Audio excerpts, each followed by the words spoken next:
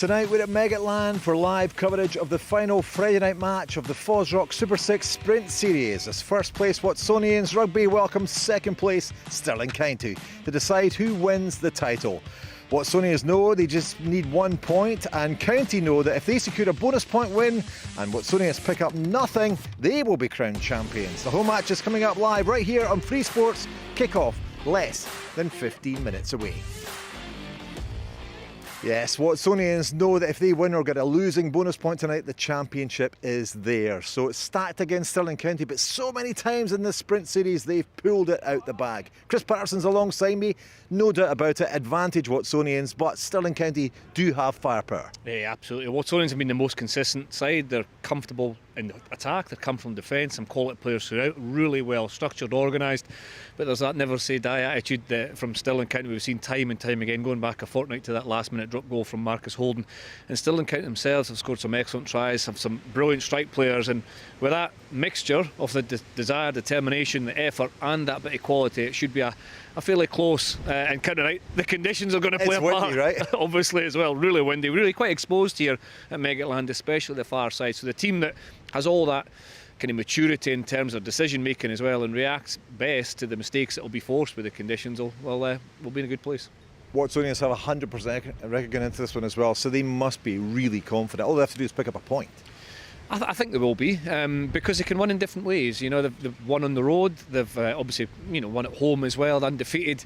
Their line is good, their set piece is good, they've got a quality squad to bring depth off the bench.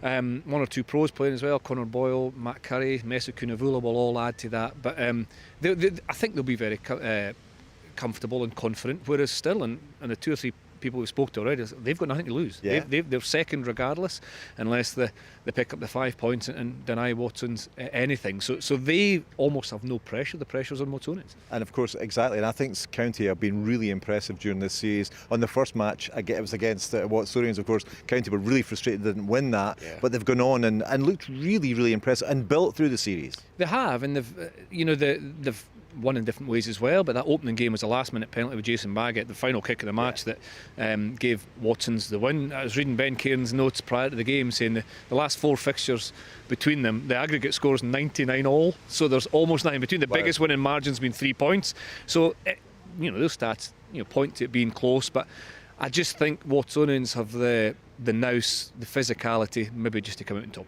Edinburgh Rugby are coming along tonight. Mike Blair's bringing in all the first team. They thought they were going on holiday now because they've finished, but he's bringing down a lot of the first team. So that's just showing how important this is. Absolutely. They're coming along to support and cheer on some of the players who we trained alongside yesterday. And also just, they'll understand a lot of academy players are playing as well. Most of the under-20s are missing. Under-20s today have been playing a warm-up game down in Newcastle against England. But it's really important to give value to the competition, to the players, but the players will want to do that as well. 1 weekend without rugby, what else are they going to do? Even if it's the first weekend of their holidays, it's great they'll come along and we'll hopefully maybe chat to one or two of them ourselves. Exactly, and I think quite a lot of the players here tonight will be thinking, I'm putting myself in the shop window as well, with Mike Blair being here and all the Edinburgh coaches. Well, Mike and the staff and the same in Glasgow, they keep a close eye on the FOSROC Super6. They did last year. There's been a transition from the championship. The sprint series as well, I think, has been a more attack-minded style. That's the way professional rugby's going, international rugby's going. So it's a good ground, and it's great for Mike. It's disappointing for Mike that he is able to come, but the fact that there are no games for Edinburgh and Glasgow, there'll be representative of Glasgow here as well this evening to get first-hand experience of the players that they're keeping an eye on. And big news this week, of course, some former Super 6 players have been picked for the Scotland squad. They're going to be heading off in the summer tour as well, so there is progression going on. Absolutely. Murphy Walker being one of them. Murphy Walker, he's played 2 or 3 games. Matt Curry, who's playing this evening as well, so it's an opportunity to get meaningful games in a competitive environment with someone on the line this evening. So listen, you said you think Watsonians are going to do it, but is there any chance you think Stirling will hold this might? Because they score lots of tries, don't they? But they also concede tries. That's why they're exciting. They do, but that never say die attitude they've had keeps them in games. Their 8, 9, 10 access is excellent with Benedict Grant, who's been a real find at number 8. Sean Kennedy brings the experience at halfback, and Marcus Holden at 10. So that spine of the team's excellent. Angus Fraser at hooker's had a good tournament as well.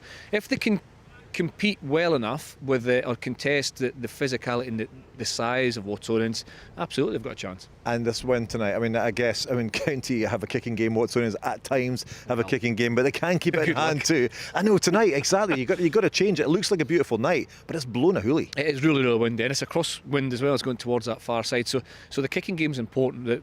The backfield positioning, the communication when the ball's in the air, all this becomes important as well. Harry Paterson, who plays fullback for Watsonians, is a good young developing fullback. He'll be tested, as will Logan Trotter, who's had a fantastic sprint series for Stirling. So two good young players will be earning their stripes in this win tonight. Yeah, so let's hear from the coaches then ahead of the really vital match tonight.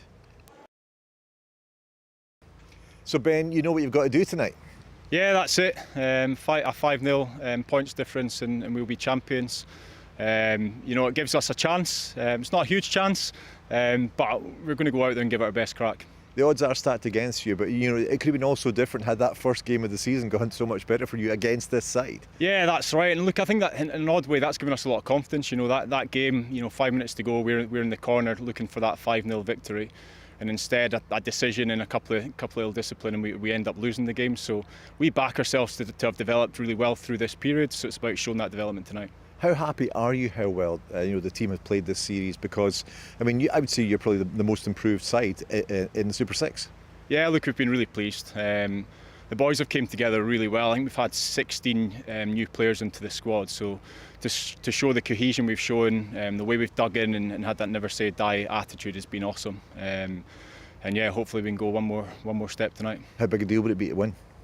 Yeah, it'd be awesome. It'd be awesome for the whole club. We've not won a top flight championship since 1995, so it's been a long time coming. We've talked about changing that perception for the whole club, and we've got an opportunity tonight. So it's exciting, isn't it? First versus second. This is what we wanted to see. Yes, it is. It's a great way to finish the sprint competition, to be fair. And there's been some great rugby played across the whole competition, and hopefully the game tonight's a great advert for Super 6. Last week down in Ayr, you were dominating that game, and then of course you let Ayr back into it. How worried were you at the end of that? Yeah, like you said, 72 minutes, we're 24-0 up. And I think you just got to give credit to Ayr. They're just a real fighting team, and they kept coming at us, and they scored some really good tries at the end of the game. And Stirling are the same. They got a real fight. They'll keep coming, and we know we'll have to be at our very best today if we want to get a result. You've got a 100% record as well, but you know that Stirling can score lots of tries. But the advantage is definitely with you. Yeah, for us, we can't really focus on those kind of things. We just have to focus on our process, the plans we have, executing those plans, and then you kind of, if you do that well, you trust that the rest takes care of itself. Listen, we wish you all the best tonight. Thanks to you. It's first against second, Watsonians against Stirling County for the FOSROC Super 6 Sprint Series coming up after this short break.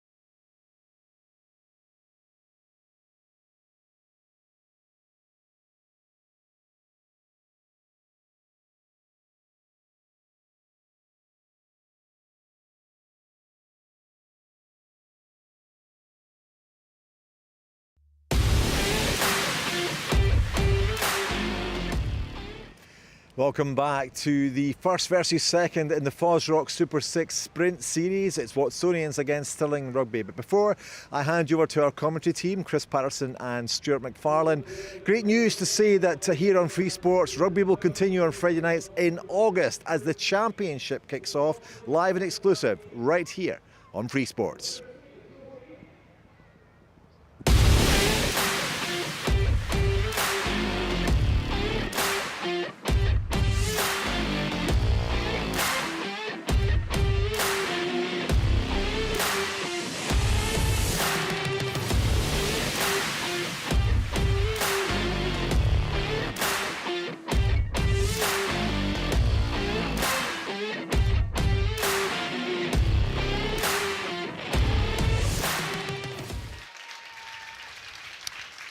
Yeah, welcome along to Meggetland as the Stirling County side are first out of the changing rooms.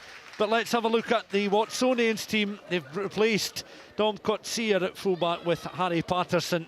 Roman McPherson on the right wing scored in the match in April. Matt Curry replaces Lewis Berg at outside centre. And what a back row, Seb Cecil, Connor Boyle and Mesut Kunavulu. A very, very strong selection for Watsonians who top the table.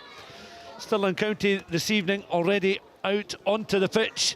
Well, they'll want to make use of the services of Walter Fafita on the left-hand side, with Angus Fraser starting at hooker. Both hookers incidentally scored in the match back on the 16th of April, which Watsonians won by 26 points to 24. Jason Baggett scoring in the final 2 minutes of that contest. But the access that Chris was talking about, Grant at 8, Kennedy at 9 and Captain Holden at 10 are going to be very important for the Stirling side as they want to topple the league leaders in this final fixture. The Sprint Series, Chris Paterson has certainly whetted the appetite. We know that the full competition will unfold in all its glory in August, and this is a fine evening, if somewhat gusty, for the conclusion of the sprint competition. It is. It's first versus second in the middle. Holly Davidson, our referee, I'll take charge, and she won't have to worry about the wind. The players will, because it's blowing viciously from the near side right to that far side. It won't really help either team in either half. They both have to deal with it, and are looking forward to this. The free-flowing attack of Stirling County versus the robust, excellent nature of Watsonians.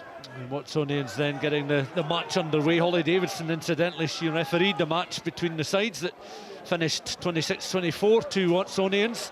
This their adopted home ground for the Sprint Series. Good bit of football played on that right-hand side. Hamilton gives chase, so too coming across there is Harry Paterson.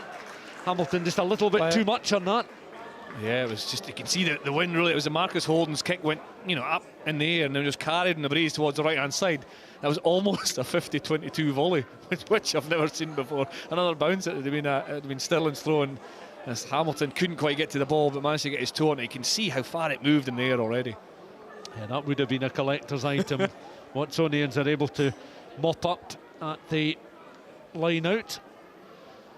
Davidson just directing operations as the match referee, and Watsonians look to try and get a drive on down their left-hand side. Early stages of this contest, 5 points separating the teams at the top of the table. And Stirling just penalised there. They'll get back to their feet. Watsonians will have a chance to clear from just outside their 22, and if nothing else, that's given the likes of Lee Miller, Harry Paterson a few minutes on the park just to judge the wind. These players have been doing that, very much conscious of the wind during the pre-match preparations and the warm-up. Yeah, good play from Watsonians, isn't it? Safe line out to the front, catch and drive, control of possession, win the penalty. There's actually an excellent kick from Lee Miller to get up to the 10-metre line. Carl Davis, experienced captain as well, has another excellent championships, good over the ball, and he's good with his darts as well. So in there from Carl Davis, who was the player of the match when the sides met back in April. Recycled ball, good carry there from Van Niekerk, second row forward, recycled through the hands of the fly half on towards Joe Reynolds. Offload there to Guthrie, up towards the edge of the 22, recycled then by the scrum half-back partnership, Brandon Miller. Going to be important figures for Watsonians this evening. Brand goes in once again. Chris and I were talking about his Gala connections. Schooled at Gala until his early teens before moving on. as the ball carried in by Joe Reynolds. Watsonians again looking to recycle. Davis makes himself a real nuisance going in there. Brand, long look pass this time on towards Miller. Carried forward, still up towards the 22. Brand in once more. Miller has it again. Edge of the 22, they're just hovering with intent. This Watsonian side as it's back now with the open side flanker there, Connor Boyle. One of the characters in this Watsonian side. Certainly benefiting from regular rugby this season, be it professionally or at this part-time professional level.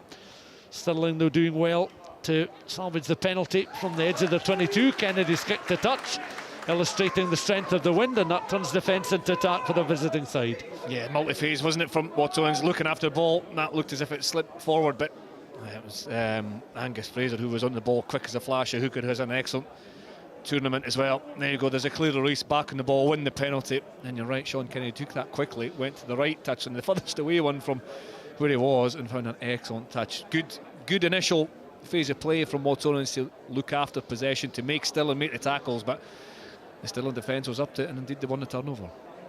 Throw in here for Angus Fraser. Long throw towards George Arnott. Stirling are able to win, gaining some ground just beyond that 10. Recycled by Kennedy once more. He'll want to make himself a central figure in this contest. Many professional players in the crowd this evening for this match, as it's worked out towards the Stirling left-hand side. Fafita occupying position on the left. Recycle ball. Once again, Fafita in the picture. Has it now. Tries to barge his way, staying upright into that 22. Backing off him slightly there was Reynolds, just to adjust his defensive position through the hands of Holden. Stirling skipper. Stirling reflecting on a disappointing defeat on the 16th of April that had they held on to win would have changed the complexion of this evening's fixture. It's 1 and 2, but it's Watsonians that top the table. Crossing that right hand side again, Stirling trying to make some ground. Pass just evades Stevie Hamilton on the right hand side, but be a Watsonians throw in. Remains scoreless with almost 5 minutes gone. Yeah, Benedict Grant's frustrated. This offload didn't go to hand. Wonderful piece of skill. He found the space in behind the tackle, and then I think if he'd had his time again, he maybe want to hold on to that. But you can see exactly what he's trying to do, get the ball to Hamilton. Prior to that, Connor Boyle got in a really good position over top of the ball. Thought he'd be rewarded with a penalty, but he wasn't. And then that freed DJ Ennis, who hit the line really, really hard to get in behind the Watsonians defence before Grant did his thing. Grant's been a real find in number 8 for Stirling. Very good ball handling skills, powerful, big in defence, looks for work. He's a big part of the Stirling County side. Throwing then to Watsonians, Carl Davis, and Watsonians knocking on.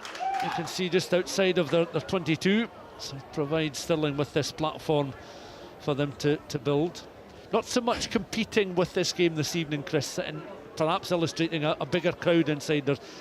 These sides not up against quite as many distractions tonight, perhaps, in the form of rugby or other sporting events. Yeah, it's good to see the crowd just behind the post on our right-hand side. It's filling up nicely, the stands full.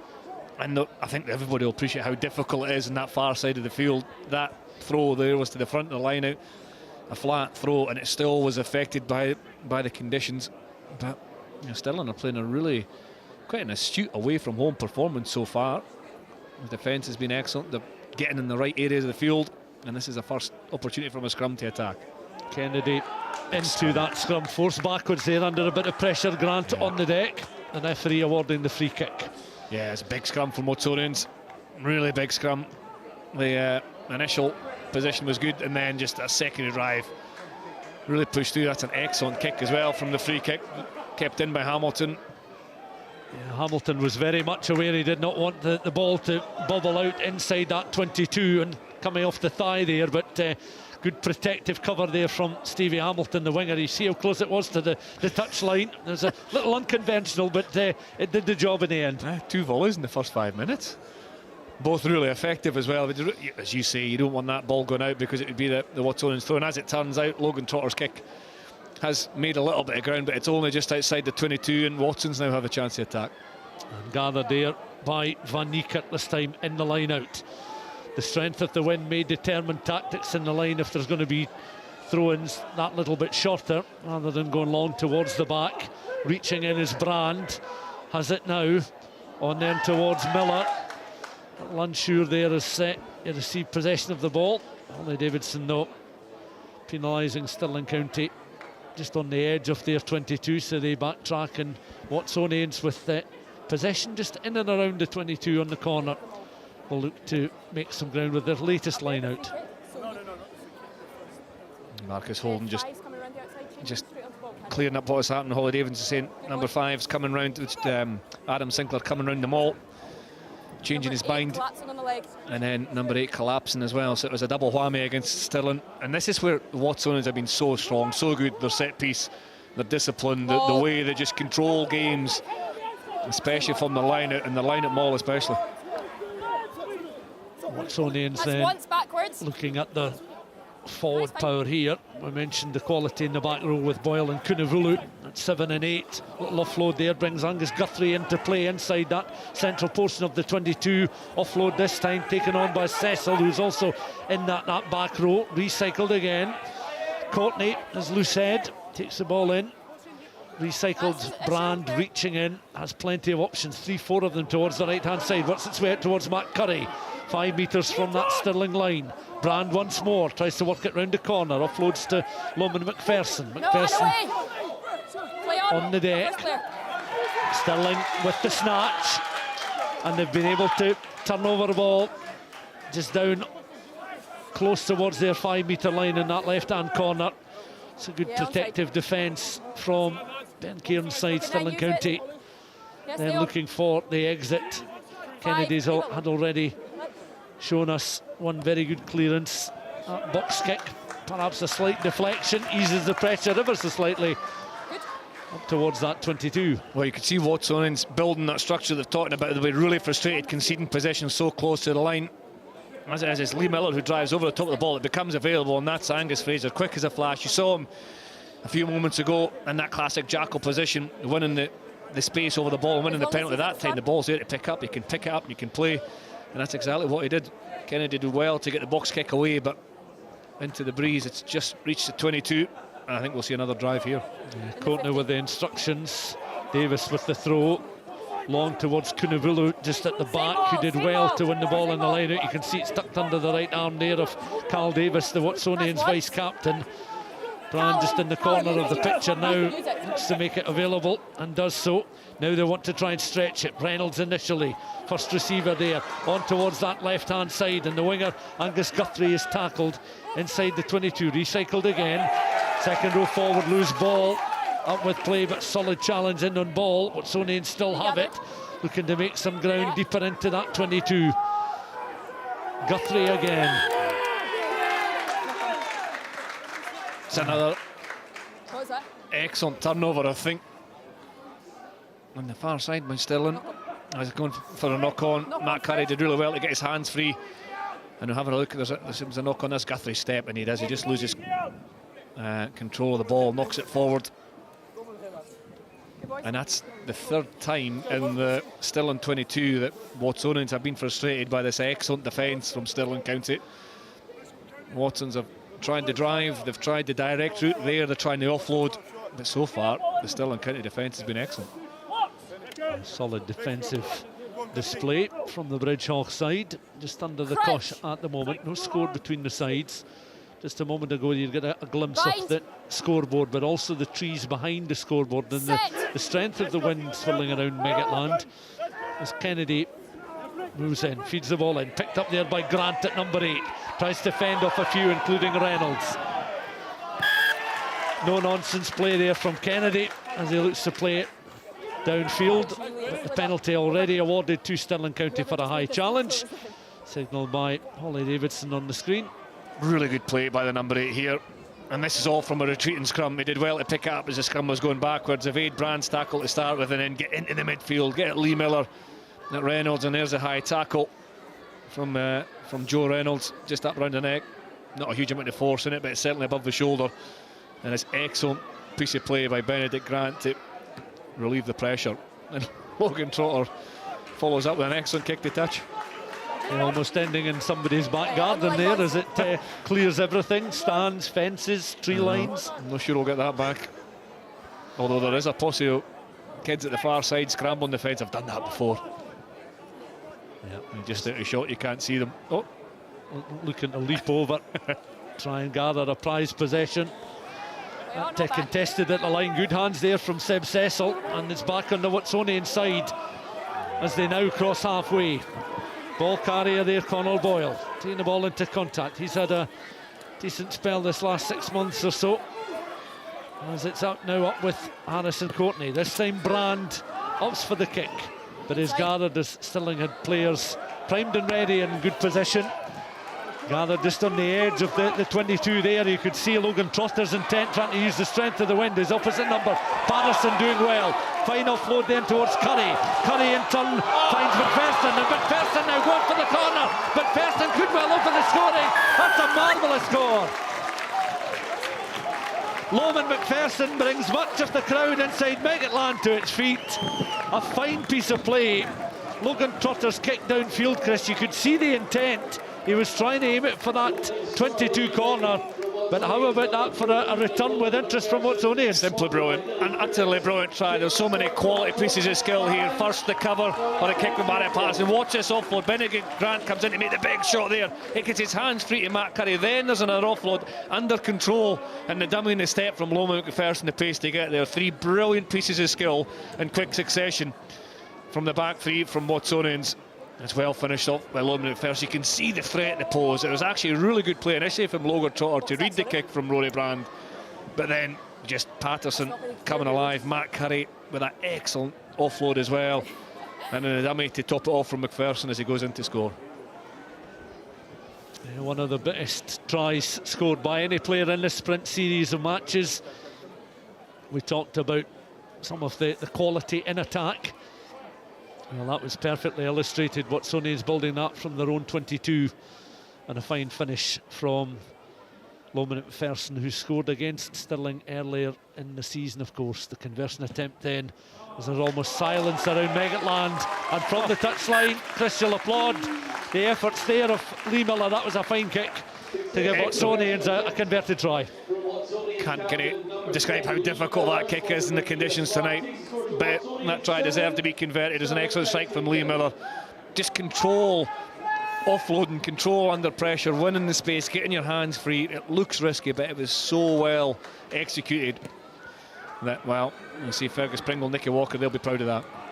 Yeah, we talked about Watsonians, the territory they've had in the opening stages, but also the quality of the Stirling defence. But that was a fine piece of play, finished off by Loman McPherson. Stirling then trailing by 7 points to 0. Watsonians just building from the edge of their 22. Going in goes Kunavulu. Brand is also available in the scrum half now, controlling the ball. Just in the picture there with the studs. There's the box kick. Stirling have 5 players back inside their own half. Tackle, release. Protecting that high up and under. Just up towards halfway. Watsonians then in front by 7 points to 0. How can Stirling respond to this? Kennedy just shepherding players left and right. That's nicely prodded through. Paterson comes across. That bobbles into touch, just down below our commentary position, between the 10 and the 22.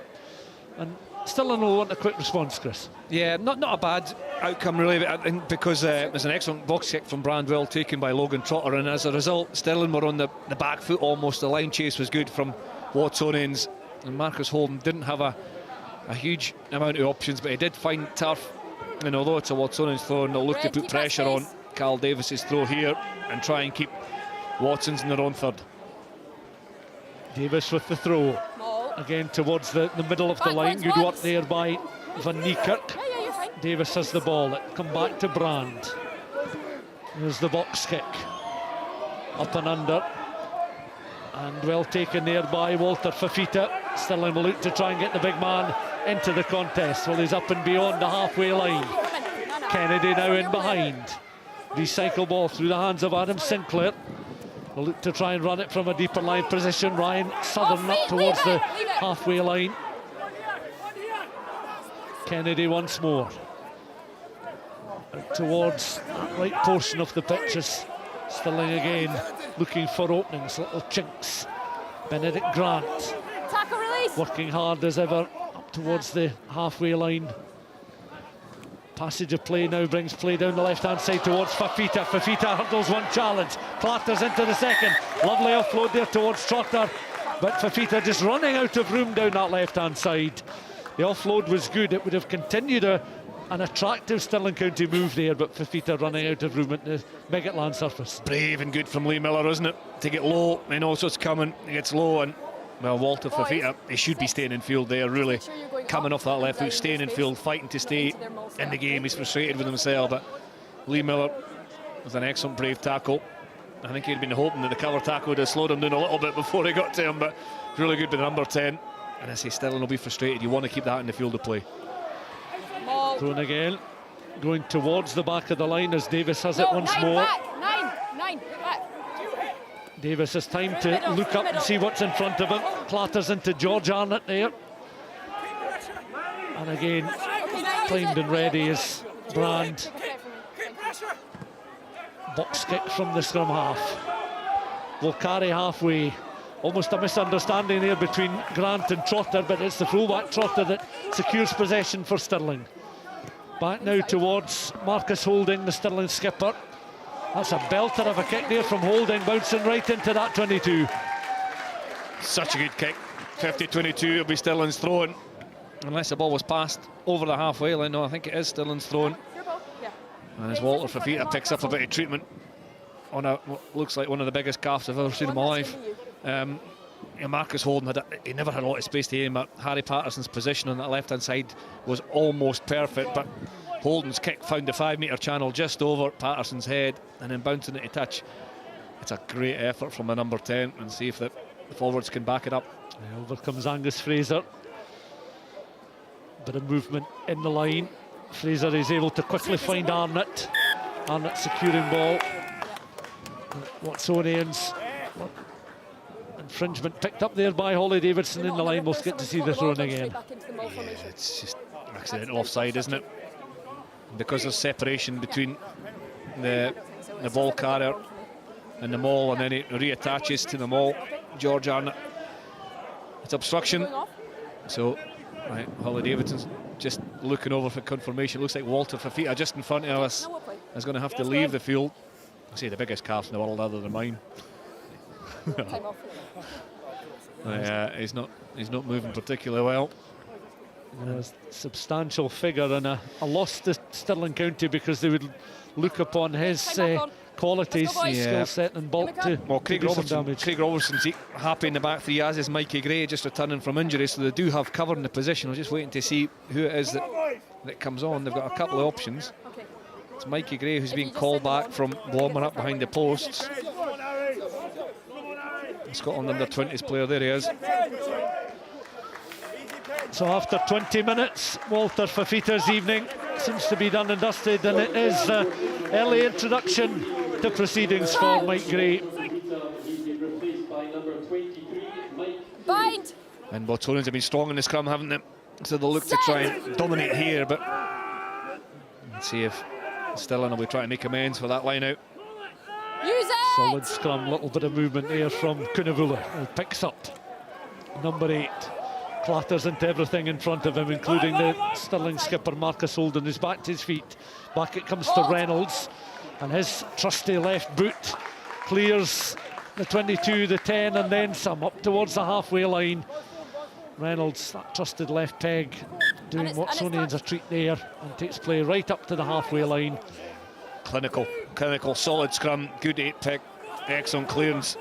Sums up Watsonians how efficient they are, and they've won the line out as well. Yeah, Stirling getting hands to it, but Watsonians gathering possession from the line. Bland once again looking to stretch Stirling up and over the halfway line. Fine piece of play this time by the feet of Reynolds. Still he's going up towards the edge of the 22. Seen his footballing skills and now his running ability at inside centre. Second row forward there is Lewis Ball.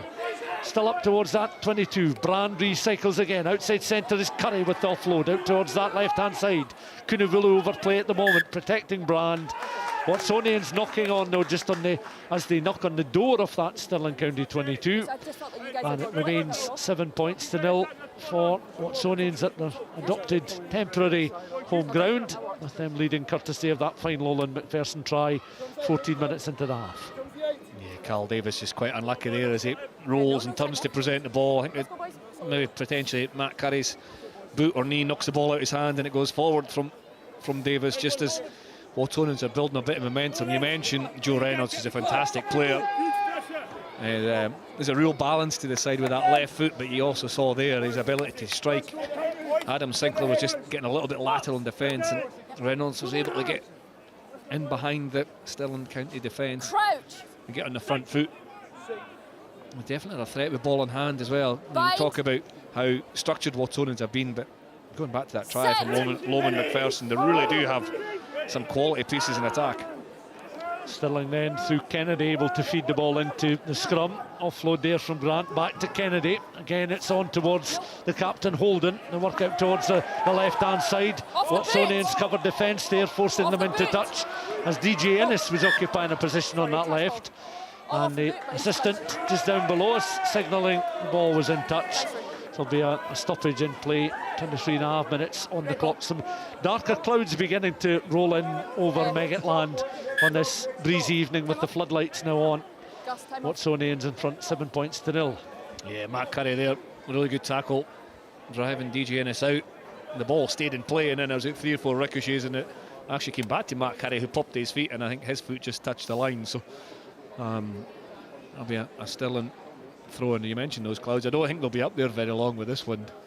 I just hope they're blowing in the other direction. Yeah, we'll keep a close eye on it. At least we're in a relatively sheltered area of Meggetland at the moment, at least. So a little stoppage in play. But Chris, you talked just in the build-up of to this game about the qualities, particularly in attack, especially after the first couple of weeks when the sides maybe naturally were working more on defence than in open attack and play. Yeah. But tonight's been a good example. And as we've gone through the sprint series, the attack's gotten better and better. Defence is quite easy to organise, and it takes a huge amount of courage and effort and attitude, but your defensive system doesn't change. Your attack changes week on week, so it is harder to become more fluent, and the more games you play, the quicker you pick it up. But there's also some brilliant individual pieces of play we've seen this evening, and Matt Curry, one of those players, has the ball in hand again. Carrying up beyond that halfway line with Brand in behind again, dislodged from Brand's hands. And Watsonians looking for a secure offload. His ball just helping teammate in possession of the ball there as Brand has it once again. Mops up on towards the vice-captain Carl Davis. Up and over halfway. The player of the match when the sides met back on the 16th of April. As it's back now with Brand. Here's the box kick, but a spin on that. Taken well on that Stirling right-hand side, just in the corner of the 22. Kennedy ready and waiting. Plenty of options to his left-hand side, just inside that Stirling 22. Looking for the hard-working ball carriers. Remember that McKenna, Fraser and Breeze in the front row. Tone Sinclair in the second row. Arnott Gordon and Grant making up the back row 3 for Stirling as they exit. Right-footed downfield. And again, that takes play up towards that 10-metre line. Many of these players will be well aware this is a good shot window for them to show their quality, show their fitness, and where they are respectively in their own careers at the moment, where they want to go. Absolutely, and as I say, you know, I think there's a lot of people, as you say, there's not a huge amount of competing rugby on this time of the season, so there'll be hopefully a lot of people tuning in. There's certainly a lot of people here this evening that will be involved in rugby, and the players have a chance to show what they can do. Van Niekerk again doing well in the line. This is Kunavulu barging his way forward. Strong hand here, picked up by Brand. Offloaded once again. Second row forwards coming in to carry. Brand has it once more. On there towards the tight head prop Angus Williams. Used as a battering ram there as Brand tries to dance his way out of trouble there. Picked up this time by Connor Boyle at close quarters. Boyle aided there by Matt Curry. But the penalty this time awarded to Stirling, as the ball was taken into contact, was not released. And Watsonians somewhat frustrated there as they can go no further than the edges, the fringes of that 22, but they're still 7-0 in front. Yeah, Angus Fraser with the turnover. Yeah, again, they're batting down the fend of Conor Boyle and then getting back in the ball, winning it. Just prior to that, I had a giggle because Holly Davidson, the referee, said to Rory Brand, "What are you doing?" As Rory Brand tried to win a penalty by, driving into a player who was on an offside position, but he could easily have avoided him. And she just said, "What are you doing?" It's an excellent piece of refereeing. So calm. Very honest as well. Very honest. And, players, especially scrum halves, they try that, don't they? They try and get those penalties. They try and win them, but a real good understanding of the game by Holly Davidson, and kind of delivered in a comedic way as well. But Angus Fraser got that turnover. He'll throw it in the line out, and as Marcus Holden gets a bit of strapping on his knee, Angus Fraser's stood up so far for Stirling County. Maybe 3 turnovers at least is one. Good. And Holly Davidson maybe vocalising what many people were thinking in the stands. Yeah, certainly what I was thinking. It was so well delivered. I think Rory Brand knew what was coming as well, as he was looking for that penalty. And then followed it, obviously, once the ball was dead and the penalty was given, she followed out with the more formal passage of, listen, you're looking for that penalty, you're clearly running into the player who's already there, so please don't do that. Perfect refereeing.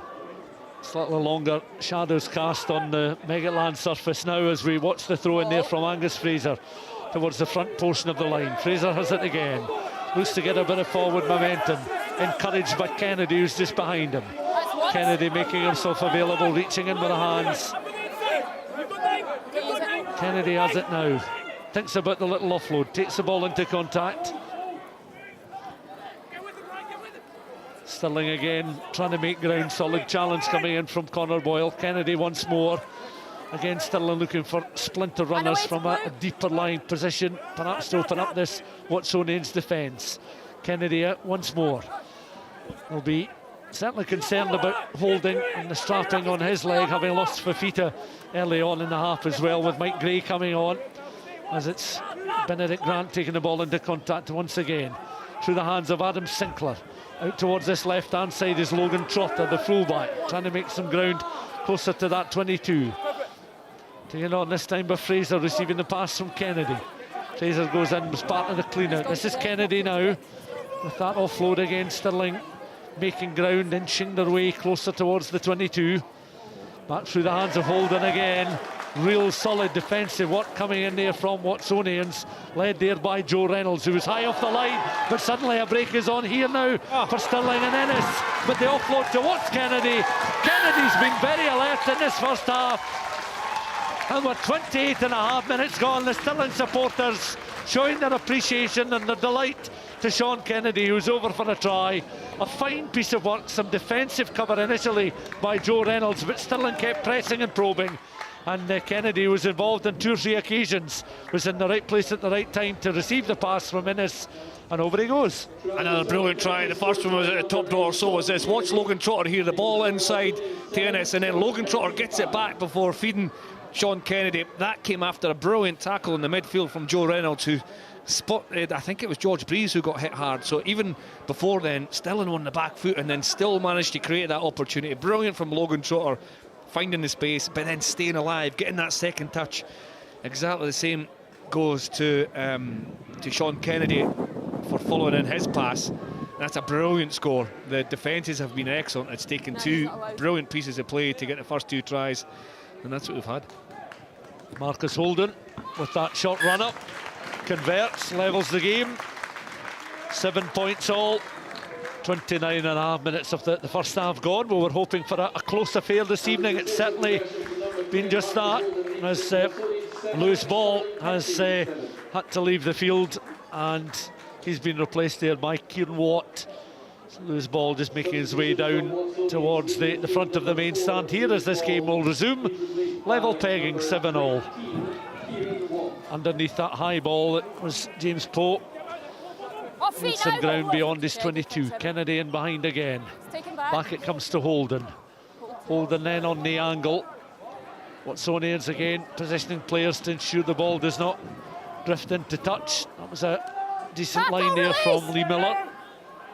Up on that left hand side, his scrum half now is in behind. Brand On then towards the forwards. Courtney Davis and Williams in the front row for Watsonians for this Friday evening match in the FOSROC Super 6 Sprint Series. Okay, 9, use it. Top two playing each other at Meggetland. Box kick from Brand. A little bit uncertainty there as it was Holden's ball. You could see Trotter was moving forward to see if he was going to compete with Holden to gather that high up and under. At Stirling, and their skipper will be disappointed he couldn't take that one in cleanly.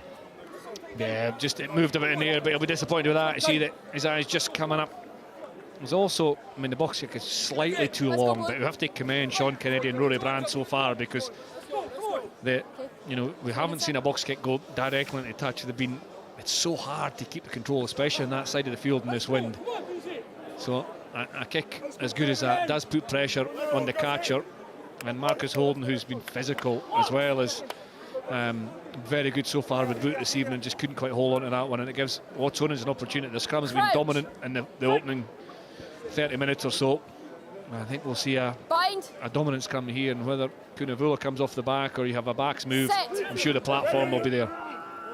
Brand then into the scrum, feels his way around. Kunavula picks up, back onto Brand. This time it's Reynolds. Intricate play with Brand once again. Miller is clattered but offloads to Paterson. Paterson inside that 22. Paterson needs some support. Watsonians try scorer McPherson in behind there. So too is Connor Boyle. And picked up there by Kunavulu. Just keeps the momentum going, although it's dropped perhaps just ever so slightly. Kunavulu over the ball. Brand again is able to find his fly half.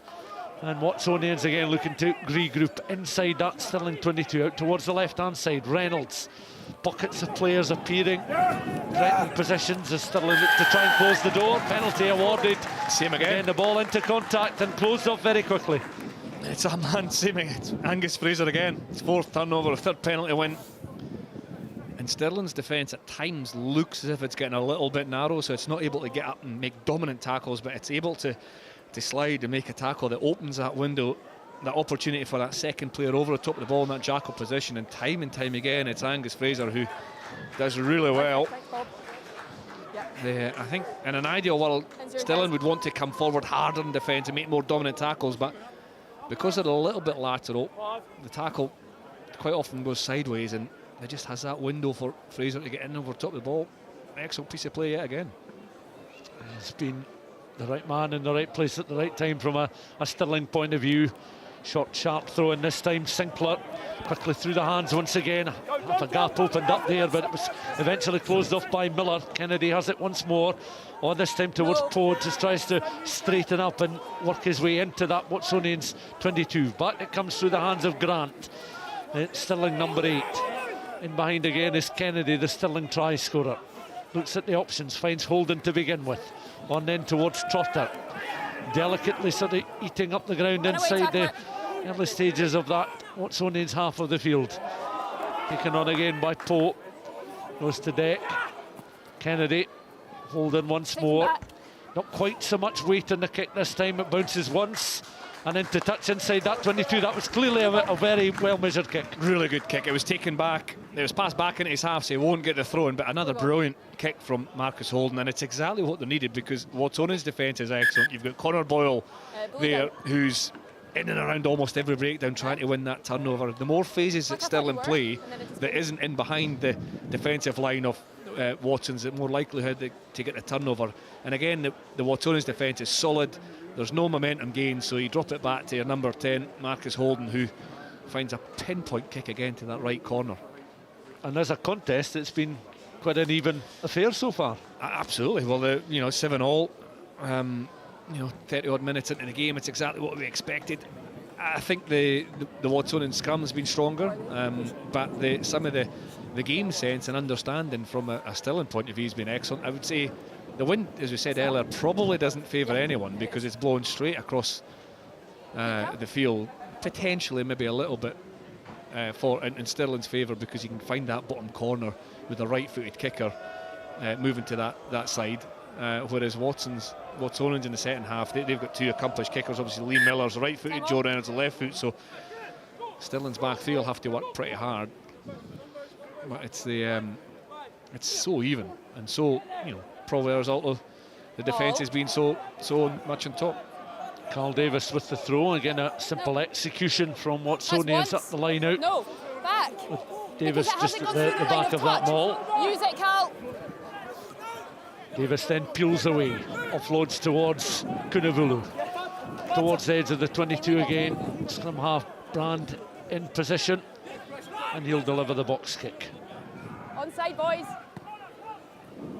More direct, more of a sharp 9.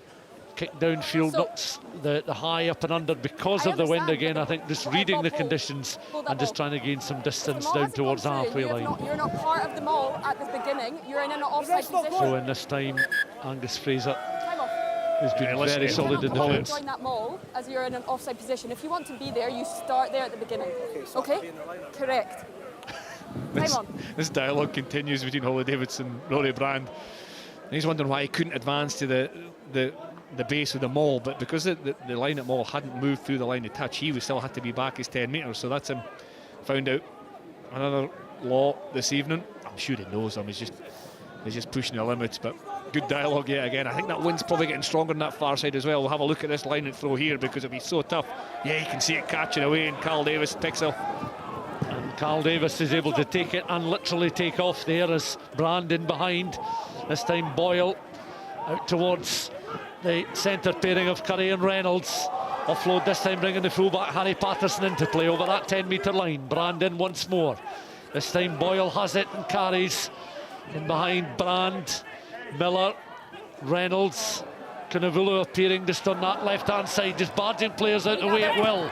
Up towards the edge of the 22. Away 14. Brand again with the little scoop up from the ground to recycle. And then he goes once more through the hands on towards the replacement there, Kieran Watt.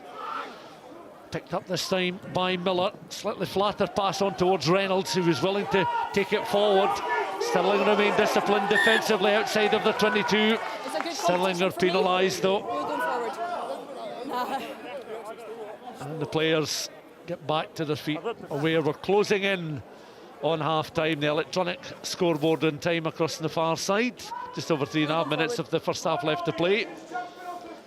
Yeah, Watsonians just have to hold their depth a little bit on the edge and the outside edge, just so they can accelerate onto the ball in the outside channel. It was all a bit lateral there. They were going forward when the ball was unavailable to be played from Joe Reynolds, so they do get to put into the scrum. But I think if Watsonians hold a little bit of depth on the outside, they'll be able to accelerate into the space. There's not a lot of space there because defences are good, but the space that the kind of relatively narrow defence of Stirling's allowing. Crouch.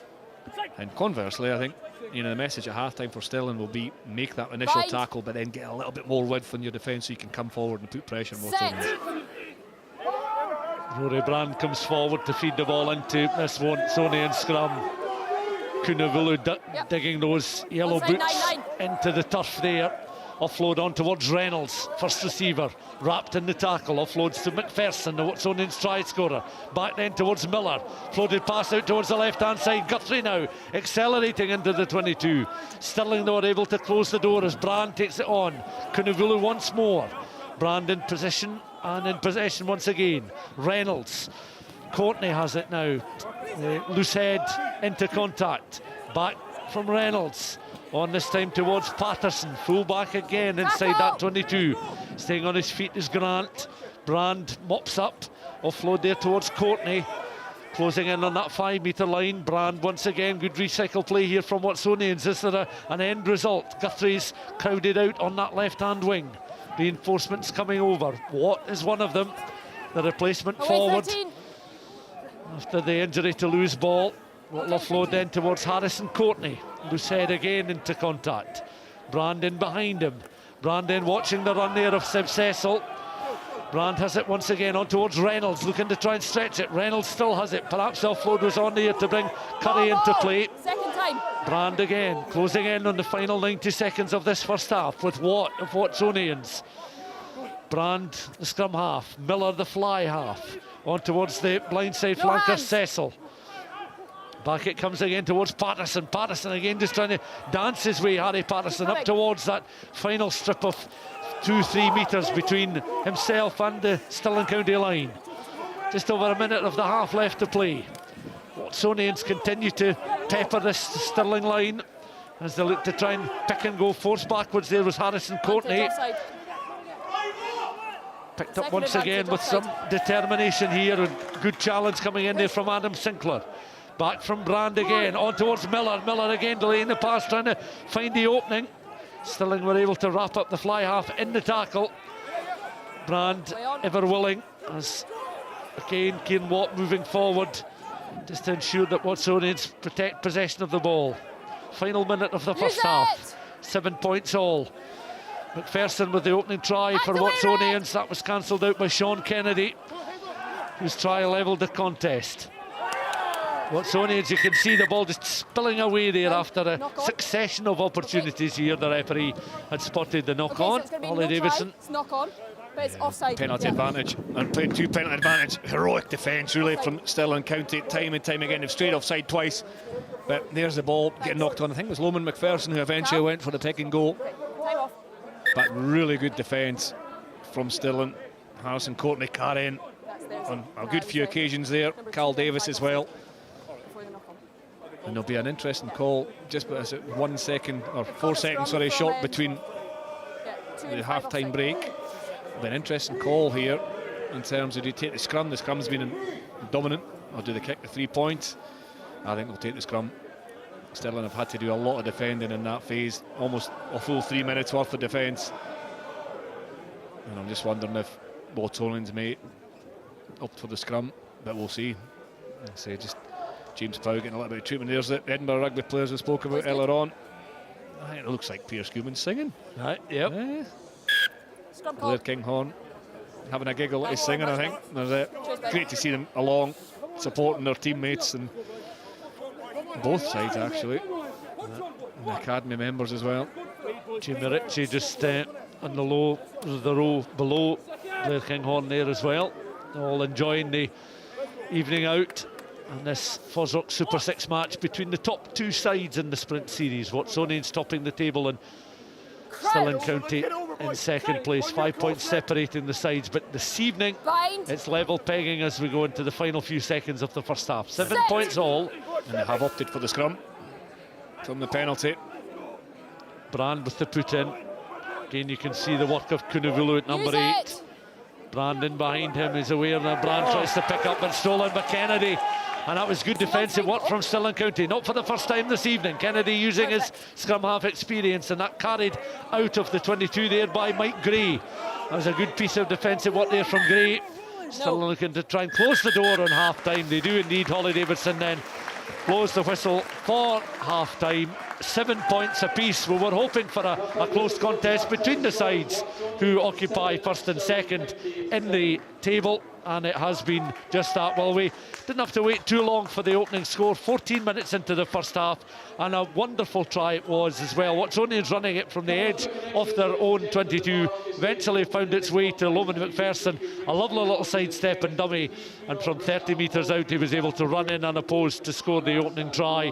And then Stirling County levelling up through the work of Sean Kennedy. DJ Ennis and Kennedy linking up very well. Kennedy again breaking into the 22. No Watsonians cover defence could stop him. Both tries converted, and we have a half-time score at Meggetland in this match between the top 2 sides. It's Watsonians 7, Stirling County 7.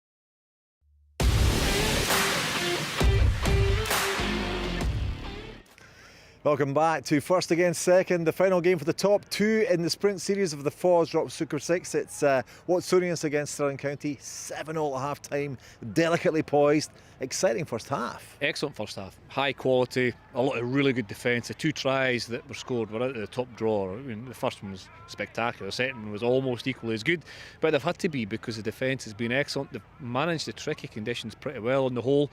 Brilliant piece of defence towards the end in terms of Stirling, keeping their own line clear for, in the dying seconds of that first half. So, real high quality, some brilliant pieces of individual work, some quality defensive work. It's had everything. It's great to watch. So let's look at that first try as well. Talk us through it, because this is just great rugby to watch, isn't it? Well, this is initially really good play in the backfield by Logan Trotter, reading the kick from Brand. He gets a good kick away into that blustery wind, and then from here you think, well, all bets are off really. Stirling have done a really good job, but watch this for Harry Paterson. First the step, then this offload as he's under pressure there. That's under control, believe it or not. Yes. And then the second one from Matt Curry was the same, and the step and the pace from Loman McPherson to score, that is brilliant. It's 3 brilliant pieces of skill back to back. The awareness here of knowing where the touchline is, and then under the pressure. It's the second tackle that comes there from Grant. You think for all money he's put it a touch, but Harry Paterson gets his hands free. That's under control again from Matt Curry. Ball in 2 hands. He sees Loman McPherson, makes a pass, and Loman McPherson has the dummy and the pace to get there. It really was a brilliant piece of attacking play. And up to that point, defences had been on top. Defences have really been on top most of the half. But it's taken something like that to beat the Stirling defence. Loman McPherson was player of the match last week. He's a guy with ball in hand. When he sees the line, he's good, isn't he? He's quick. Yeah, he is quick. He played a few years ago in the Scotland under-20s, and he was a real poacher, a real try scorer. Excellent on the, coming off the wing defensively. But when he got space, long stride. I think he's a former sprinter as well. He's got the gas to make it. He certainly has. 6 minutes later, the County back in the game again. A beautiful try. It was, and again, it's had to be good in order to beat the defence. But this is an excellent tackle here from Reynolds in the midfield and George Breeze. So the momentum this time is with Stirling, but then with Watsonians, but then this ball back inside from Logan Trotter is excellent to Ennis. Ennis then gives it back to Trotter and back to Kennedy. So staying alive, looking for that second touch, not dying after you've given the pass or admiring your pass, staying in the game. Watsonians were admiring that tackle. It was excellent. You can see how quickly there. Yep. Mesu Kunavula stepped in, I think it was in hold, and just to create the smallest of inside gaps that Logan Trotter found the pass to find DG Ennis, and it's quality piece of play. Look, they see Kunavula just staying in. Van Neerkert can't win because he has 2 players charging at him, and Logan Trotter squared up his hips, got the ball inside, and Sean Kennedy, who's been excellent the last 2 or 3 weeks for Stirling with all his experience, running that kind of classic support line as a scrum half inside. But the 2 pieces of second touches, as we call it, giving the pass, getting it back, really what's needed to score a fantastic try. Stirling County's line out is creaking a little bit as well, and they're kind of a little bit, and they're maybe their scrums aren't as strong as they could be either. But towards the end of the half there, it was unbelievable amount of a sort of attack from Watsonians. County's defence stood up to it. Then they had a scrum just before half time. You called it. But my goodness, they managed to keep them out. Brilliant defence from Stirling County. Well, I would say the line out, because of the wind, the liners have been a little bit untidy at times. But then the scrum, I think, from Watsonians' point of view, has been dominant. Stirling had, I think it was near on 3 minutes of defence. This isn't their own line, 3-4 metres from their own line, and they held out. It was in a penalty advantage, and from the penalty, Watsonians could have kicked the goal. It was just to the left-hand side of the post, but they decided to take the scrum, which I thought was the right option because of they've been rock solid there. But watch this for Sean Kennedy. I just noticed, spoke about him scoring a try. Brilliant piece of play. Stayed on side, picked the pocket of Rory Brand. And then after the quality 3 minutes or so of defence, the brave defence, have a really cute piece of play by a scrum half. Lots of experience. And Stirling clear, get the ball for field, and it goes in 7-0 at the break. So let's not forget, so people maybe watch this and they think this is just a game that both sides can win, but actually the reality is that for Stirling County to win the championship tonight, they've got to get 5 points, and Watsonians got nothing at all. And Watsonians just had to pick a point to get to win this tonight. So all the advantage is still with the home side. It is in terms of the title, in terms of the winning the FOSROC Sprint Series.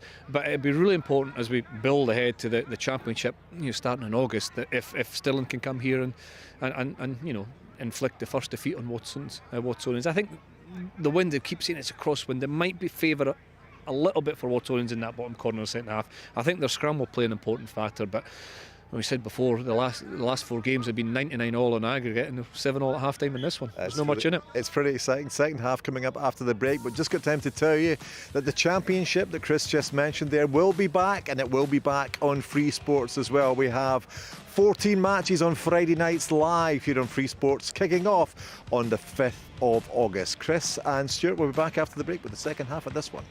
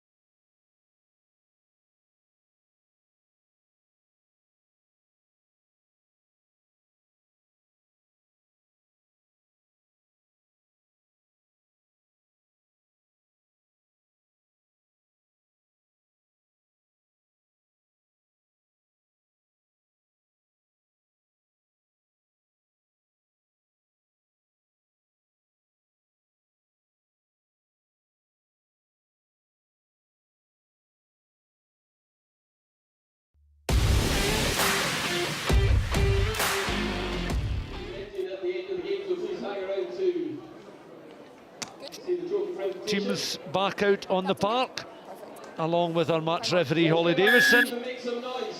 And Marcus Holden will get this second half underway. 7 points all, a try, converted try apiece. And the top 2 sides have 40 minutes to decide the destiny of the Sprint Series title. And Watsonians knocking on straight from kick-off. Kennedy, the Stirling County scrum half and try scorer, then with a platform from this scrummage for them to build. And despite Chris Paterson, there's been a forerunner to the main competition, which we've talked about this evening. You talked about the half-time starting in August. This is an important competition in its own right, nonetheless. It is, and you've got international players playing out there. Matt Carey will go on the Scotland tour. Mesa Kunavula will be playing for Fiji over the summer as well, and there'll be other players. Connor Boyle getting valuable game minutes. You never know with international tours. Call-ups are always possible, and these players are fit, match fit, playing well, will all be in the reckoning. And it's just so important, as I said before, for the series, the championship kicking off in August. It won't. It seems a long time to August, but it won't. And the rugby players are 1 or 2 weeks off. They'll start to look ahead. They'll build on what was good in the Sprint Series and look at things they can work on. So even 40 minutes here this evening will have a net effect on that championship starting in August. Yeah, there's at least one player heading away, I think, in a couple of days for a fortnight's holiday, and then by the time he comes back, he's right into pre-season. As the ball almost dislodged there from Granaday, it's taken on by Ennis. had to make some ground. Ennis was the architect for Kennedy's try. Kennedy has it once again on towards Grant. And away, Blue. Chris was talking about that access of 8, 9 and 10, and it is working pretty well from a Stirling County point of view, as the County players are now up towards the edge of the 22, with Kennedy going in once more. On towards Holden then. Taken on well, one-handed there by George Breeze. Onto that right hand, and he was able to ship it on towards the left-hand side. So good possession in the early stages of this second half for Stirling County. The Bridgehawk side, as I say that, have lost possession, so commentators curse. Perfectly timed there, as Courtney doing well with the initial run. Back it comes now to Reynolds. Reynolds downfield, should be gathered by Hamilton. Out to bounce, and eventually Hamilton takes it back towards Kennedy. Gathered this time by Harry Paterson. Paterson, evasive player, carries that 10-metre line. Delicate this time from Brand.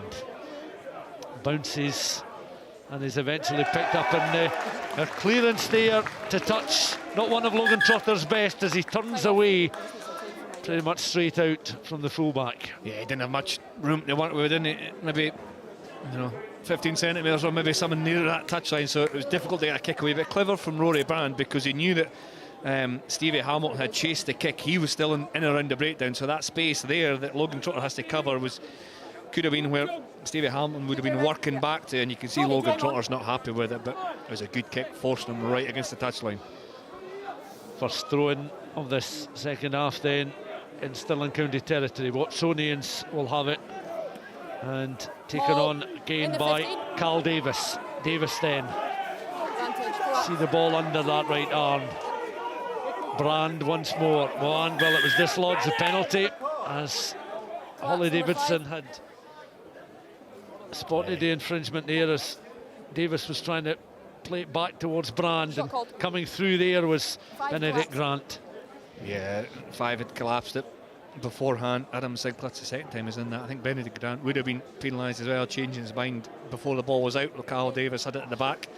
And this is an interesting decision. I think it's the right decision as well. Lee Miller, one of the top point scorers in the championship. Often the top point scorer opting to kick a goal. And it looks like it maybe came down from above as well, with Fer Pringle talking into his mic.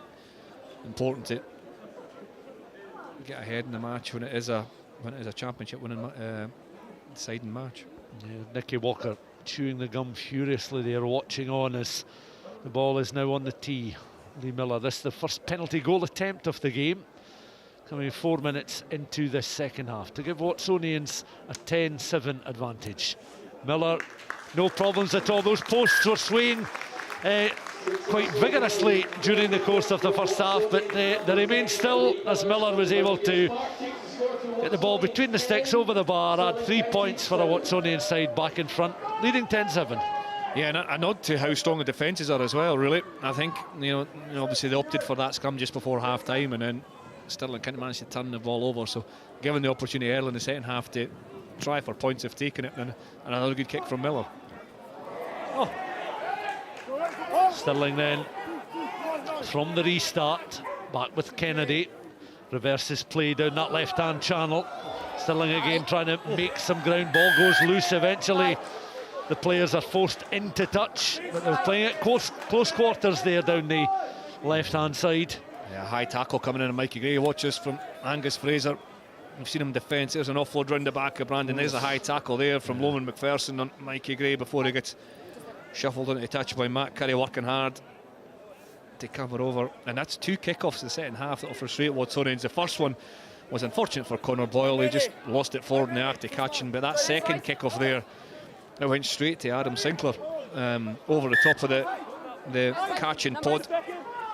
It's not very often, obviously the wind's carrying the ball, but it's not very often you see the ball go straight to the chasing team without a contest. James Poe winning the ball in the line out. Stirling got a bit of a drive on here, trailing by 3 points, looking to hit back almost straight away. Ball is back then with Fraser. Kennedy forcing him forward.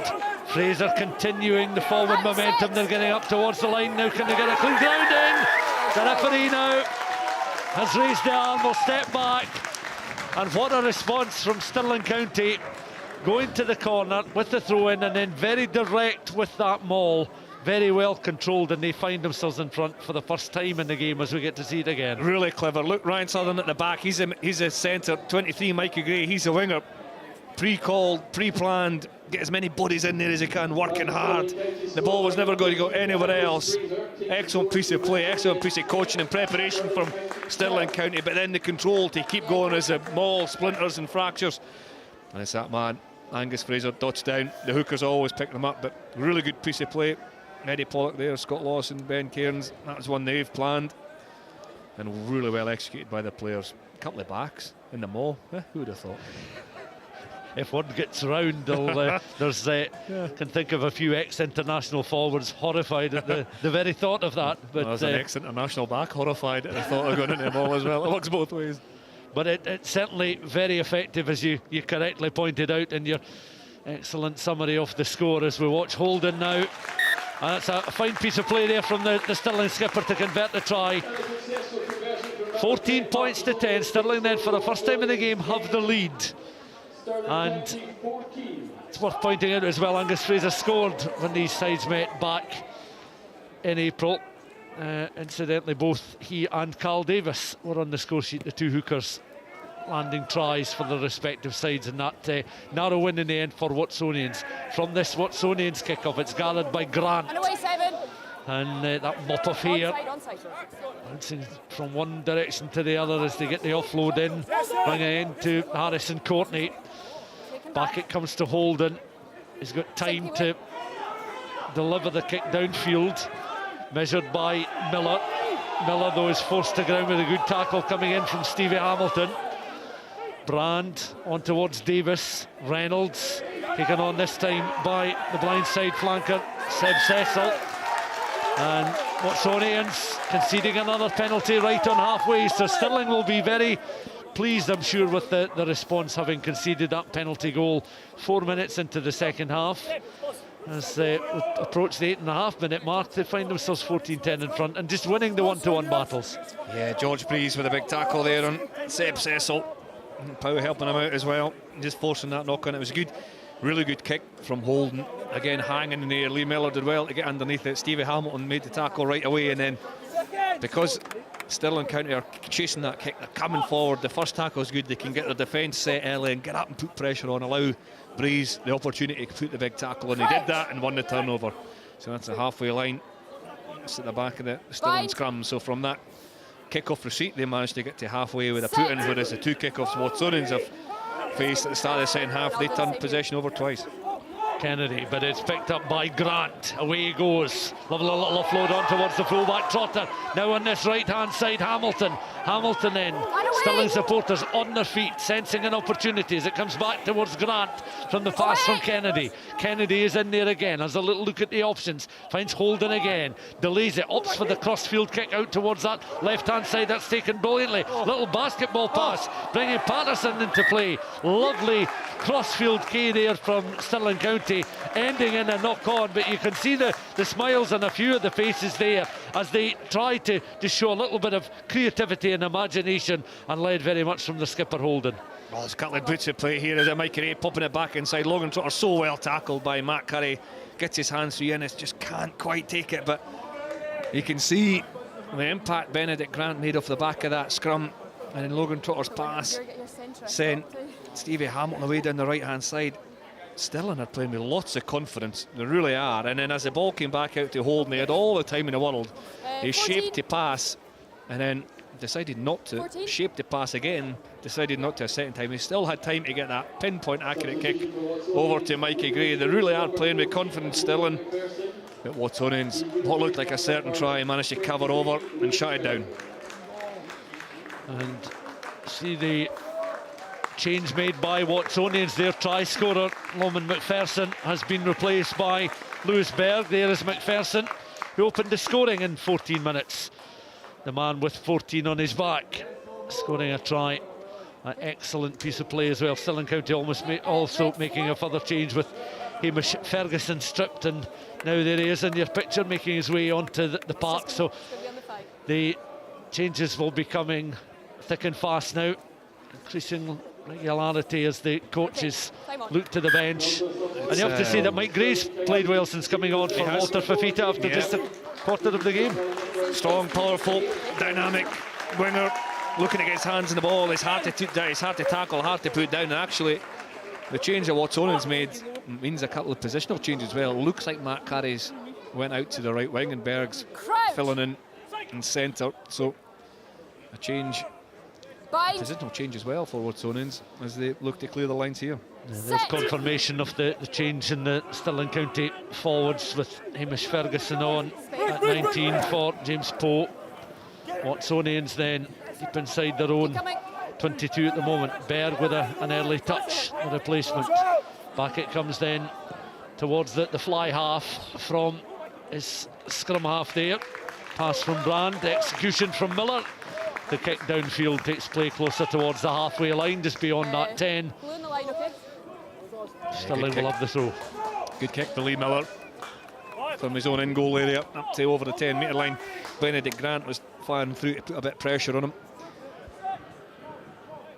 It's a wee huddle from Stirling, trying to get the call right, and it'll then be passed on from John McKenna to Angus Fraser, and then we'll see it in action. Fraser primed and ready with this throw. Stirling 14-10 in front. A Baggett penalty won the game for Watsonians when they met at the opening weekend of the season. Coming through towards the back of the line there was Carl Davis. He was off and running, but yeah, it's just unfortunate, wasn't it? Cecil got up there. You could see there was almost like a delay in the line out from Stirling, waiting for the trigger to get that ball in, and then Cecil got up, read it, won it, and because he tapped it forward and Carl Davis reacted quickest, it was effectively a forward pass or knocked forward. So it will be a scrum to Stirling, whose scrum, the last one was much better, much stronger.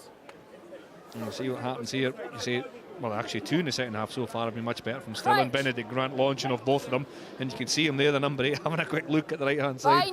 He's eyeing up the Watsonians midfield. I wonder if he'll take it straight from the base or if we'll see something more intricate. Kennedy into that scrum. Sliding back there is Grant. Looks as if it will be Kennedy that will pick up, and he does. Now Stirling again looking to try and find a position. Berg with the tackle. Stirling with the offload though, bringing Innes into play.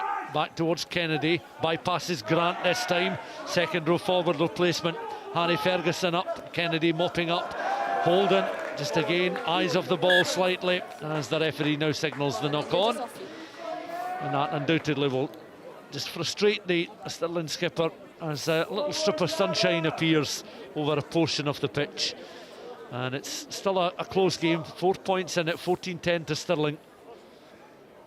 Yeah, it's a simple error there from Holden, and put that to the back of his mind and get on with it. Interesting to see what Watsonians do here. They haven't had a lot of possession and they haven't had a lot of territory in the second half, especially since they kicked that penalty from Lee Miller just a couple of minutes into the second half. So the wind from here will be blowing, you know, from to their right hand side, if that makes sense. I just wonder if Lee Miller will go really early with a long kick into that bottom corner, or if they would rather get their hands on the ball and try and influence the game that way, because they really haven't seen much possession in the second half.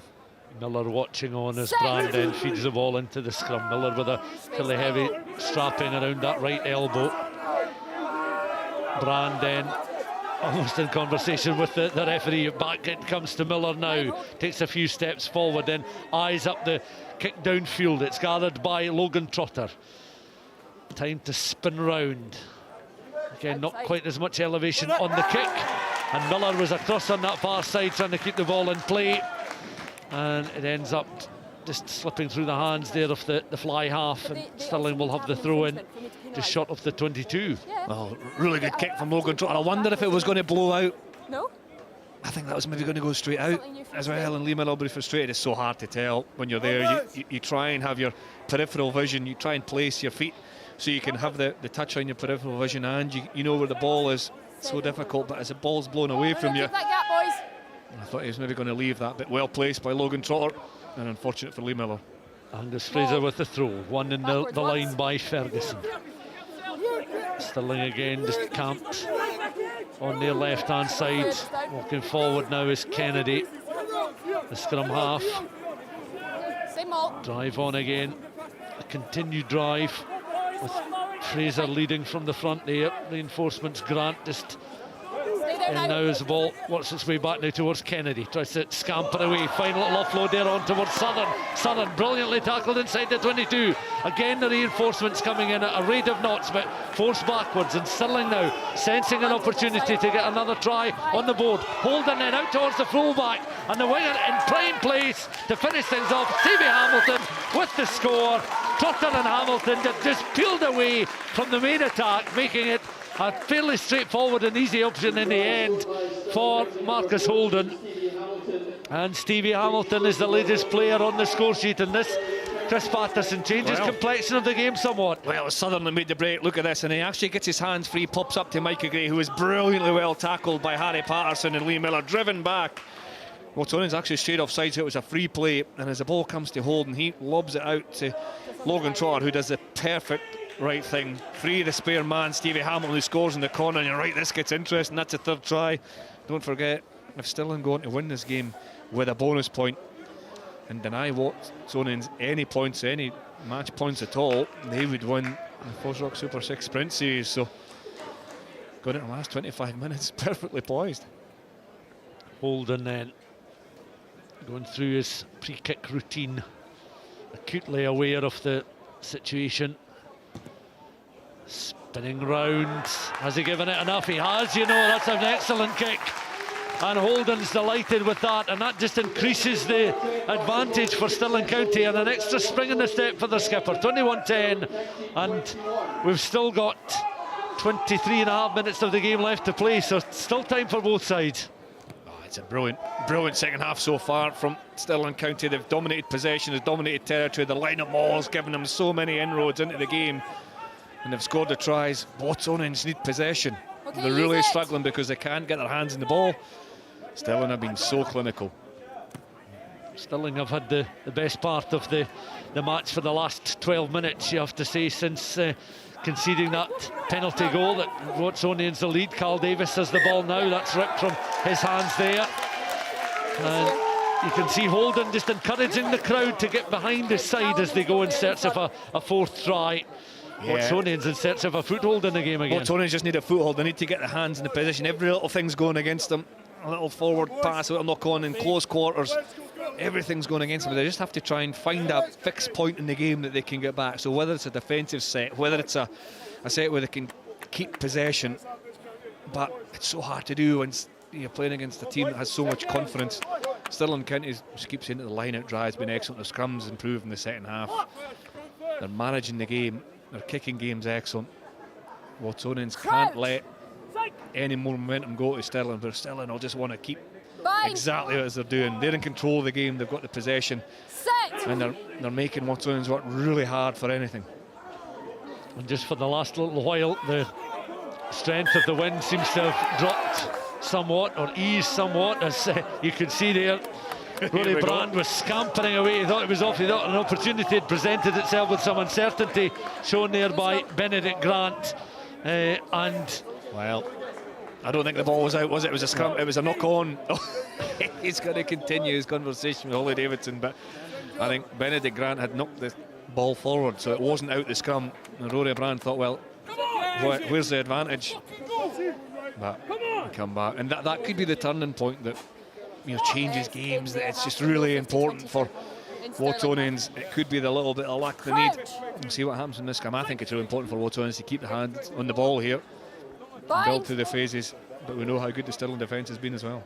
We should apologise if you picked up some strong language, some industrial language coming from members of the crowd watching on at Meggetland, as Berg now takes the ball on. Great determination from Berg. Is away, he needs a good offload. He's given it now. Watsonians taking it into that 22 through Guthrie. Berg did well. Guthrie was on hand to carry into the 22. Watsonians looking for a response. Kieran Watt takes the ball into contact. Brand has it once more on towards Miller. Little left-footed grubber kick. Berg gives chase. Is he going to be able to latch onto that? They're over the trial, and the referee had already put whistle to mouth there. And Watsonians suddenly had come to life as they really needed something, and really, Lewis Berg was the player that did the bit between his teeth, and off he went, and he almost finished things off there. Yeah, such a powerful player. Often scores tries from that area of the field as well, just running really hard lines on the ball. This is knocked forward after the kick through from in the free play, so that try doesn't count, but it's just 2 or 3 little parts of the game that go consecutively in your favour. First that little knock on at the back of the scrum, and then that excellent break from Lewis Berg, winning the penalty. The momentum's just swung a little bit, hasn't it? But Watsonians need point. Courtney with a word in the ear of Davis. Davis with the throw. Watsonians win it towards the middle of the line. Davis joins in the drive. He'll get the ball back under that right arm. But like Fraser scored when the sides met earlier in the season. And again, hovering 5 metres from the line as Watsonians look to continue a pile drive towards the Stirling line. The Stirling defence have been very solid. Is it beginning to creak at the moment? The referee raising the arm, and it is that man again, the skipper, or vice-captain I should say, Carl Davis, who gets himself back to his feet. So both hookers, like they did on the 16th of April, are on the score sheet. And Carl Davis has been able to eat into that Stirling County advantage. That try, Chris Paterson coming at such an important stage in this second half as we approach the hour mark, and further changes will be made from the bench. Yeah, it's really important for Watsonians to bounce back. Carl Davis spinning out and dotting the ball down. You see just those swings and momentum, that little knock on at halfway, then the bust from Berg, the penalty win, and then following it up with that line-out. That's what quality teams do, because the momentum and everything was against them. There's the changes we've spoken about, but Lee Miller's going to line up this conversion first. Carl Davis, co-captain, and the vice-captain, leading the example. So all eyes now on Miller, the importance of this kick. The very tops of the posts swaying just ever so slightly. That looks a kick that's straight and true, and is. That's a further 7 points for Watsonians. So the response has been swift, and it's been very effective. Watsonians 17, Stirling County 21. The goal kicking's been exceptional all evening. I mean, look at this. This is blowing left to right, and it's absolutely perfect from Lee Miller. Yeah, the first one in the first half from the touchline as well. Marcus Holden hasn't missed. In conditions of this, it's exceptional. So Watsonians tries coming from Lowland McPherson in the first half, and Carl Davis in the second. Also a Miller penalty on the score sheet, but Kennedy, Fraser and Hamilton all scoring for Stirling County this evening. And we've got a really intriguing final 17.5 minutes of this contest left to play, as Brand now plays the ball downfield, gathered across on that left-hand side. Again, that was good possession play there from Trotter. Back down, no, down the throat. And Watsonians are able to play it back downfield again. It's picked up this time now by Benedict Grant. You can see him accelerating into contact, into Berg there, bouncing away, requiring the support now of his scrum half Kennedy. Feeds the ball in towards that left-hand side. Still centre field, but the options to the scrum half's left. Box kick this time. Should be gathered at first time by Guthrie, and Guthrie just kicks the ball away in frustration. A little like Holden earlier on. You'll feel that that was an easier ball to take. And it just, again, perhaps eyes off it ever so slightly, spilled from his grasp, knocking the ball on. Yeah, it's just a little bit nerves, isn't it? It does really well, Guthrie, to read the kick, to know it goes back, but I actually think it gets, because he's starting up in the front field and it's from a turnover, John Kennedy, you know, kicks just as Guthrie's working back, because the ball then, and he blows away from him, he's working so hard to get back. When he turns, the ball blows away from him and he's just not set to make the catch. He still should be catching it. He'll be frustrated, of course, but his momentum's sprinting back, and then as he turns to catch the ball, it's just blown away. And it's just so, I see the coaches, both coaches, it's just so much in the balance. This John McKenna had a big carry there, having a wee rest. Here he is there, he gets hit pretty hard, right in the line by Connor Boyle and Angus Williams. And I think fatigue will play a part as well in the last quarter of this match. You see McKenna, the reward for getting hit is getting up and then having to get in the scrum. Oh no, he's getting a rest. Yeah, the replacement coming on as Cameron McMillan just adjusting the strapping on his scrum cap there. John McKenna will make his way towards the sideline.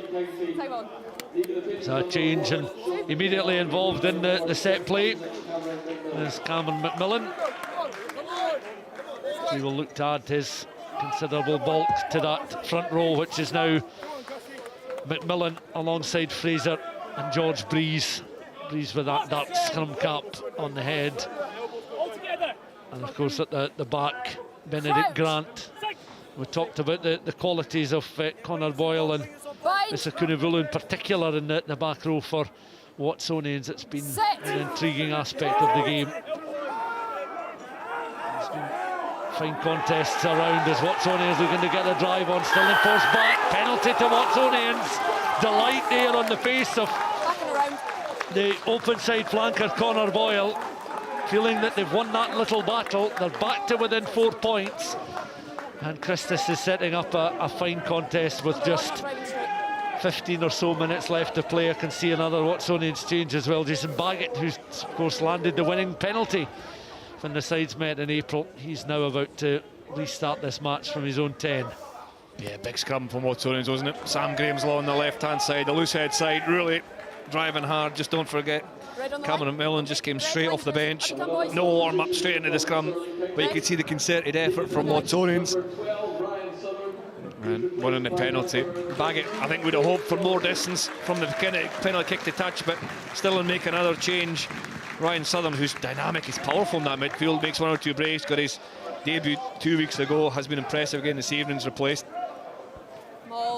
Robertson on for Southern, but this time it's Boyle and he's tackled.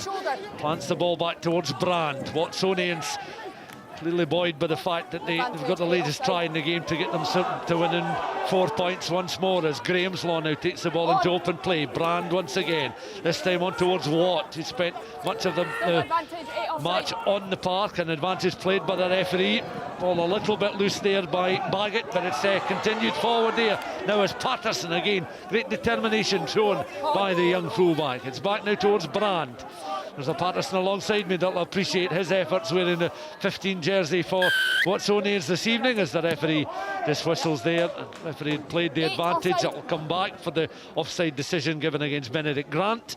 Adds to the intrigue with 14 to go. It does. And just as we were saying maybe 5 or 6 minutes ago, where Watsonians had to wrestle back momentum, now the game's just slipping. And all Stirling are still ahead, obviously leading by 4 points, but you're just right in that passing lane of the 9. Yeah, just Holly Davidson just underlining the penalties. Actually 2 penalties in quick succession there on the same advantage conceded. And obviously the penalties that allowed the field position for Watsonians to strike back. So Stirling now have to find a way of getting the game back, and that might help them. I think Jason Baggett's missed touch. Ball's gone dead. So it'll be a 22, and that might just be the spark. We spoke about the error in halfway. That might just be the spark that helps Stirling get back into the game in terms of momentum and control. Yeah, they had that really good spell from really the point of Watsonians taking the lead through that penalty goal to scoring those 2 tries. Had a 14-15 minute spell in the second half where they were very much on top.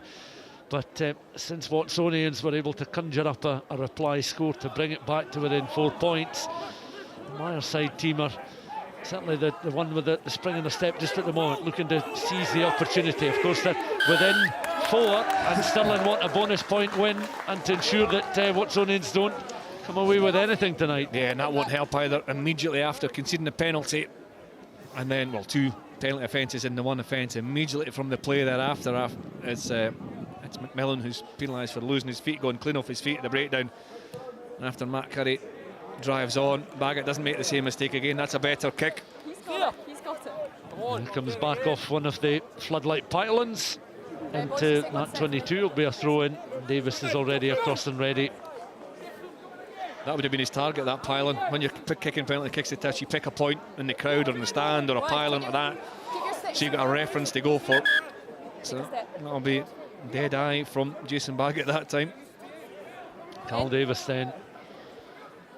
Bit of movement once more in the line. You could see going up and jockeying for the ball there was Seb Cecil, who's been used during the course of the match as one of the key jumpers in that Watsonians line to try and gather the ball in flight. It's back now Make sure you towards get your guys Kennedy. There's the box kick from the scrum half. Watching it work its way into touch was Matt Curry. That's another good kick.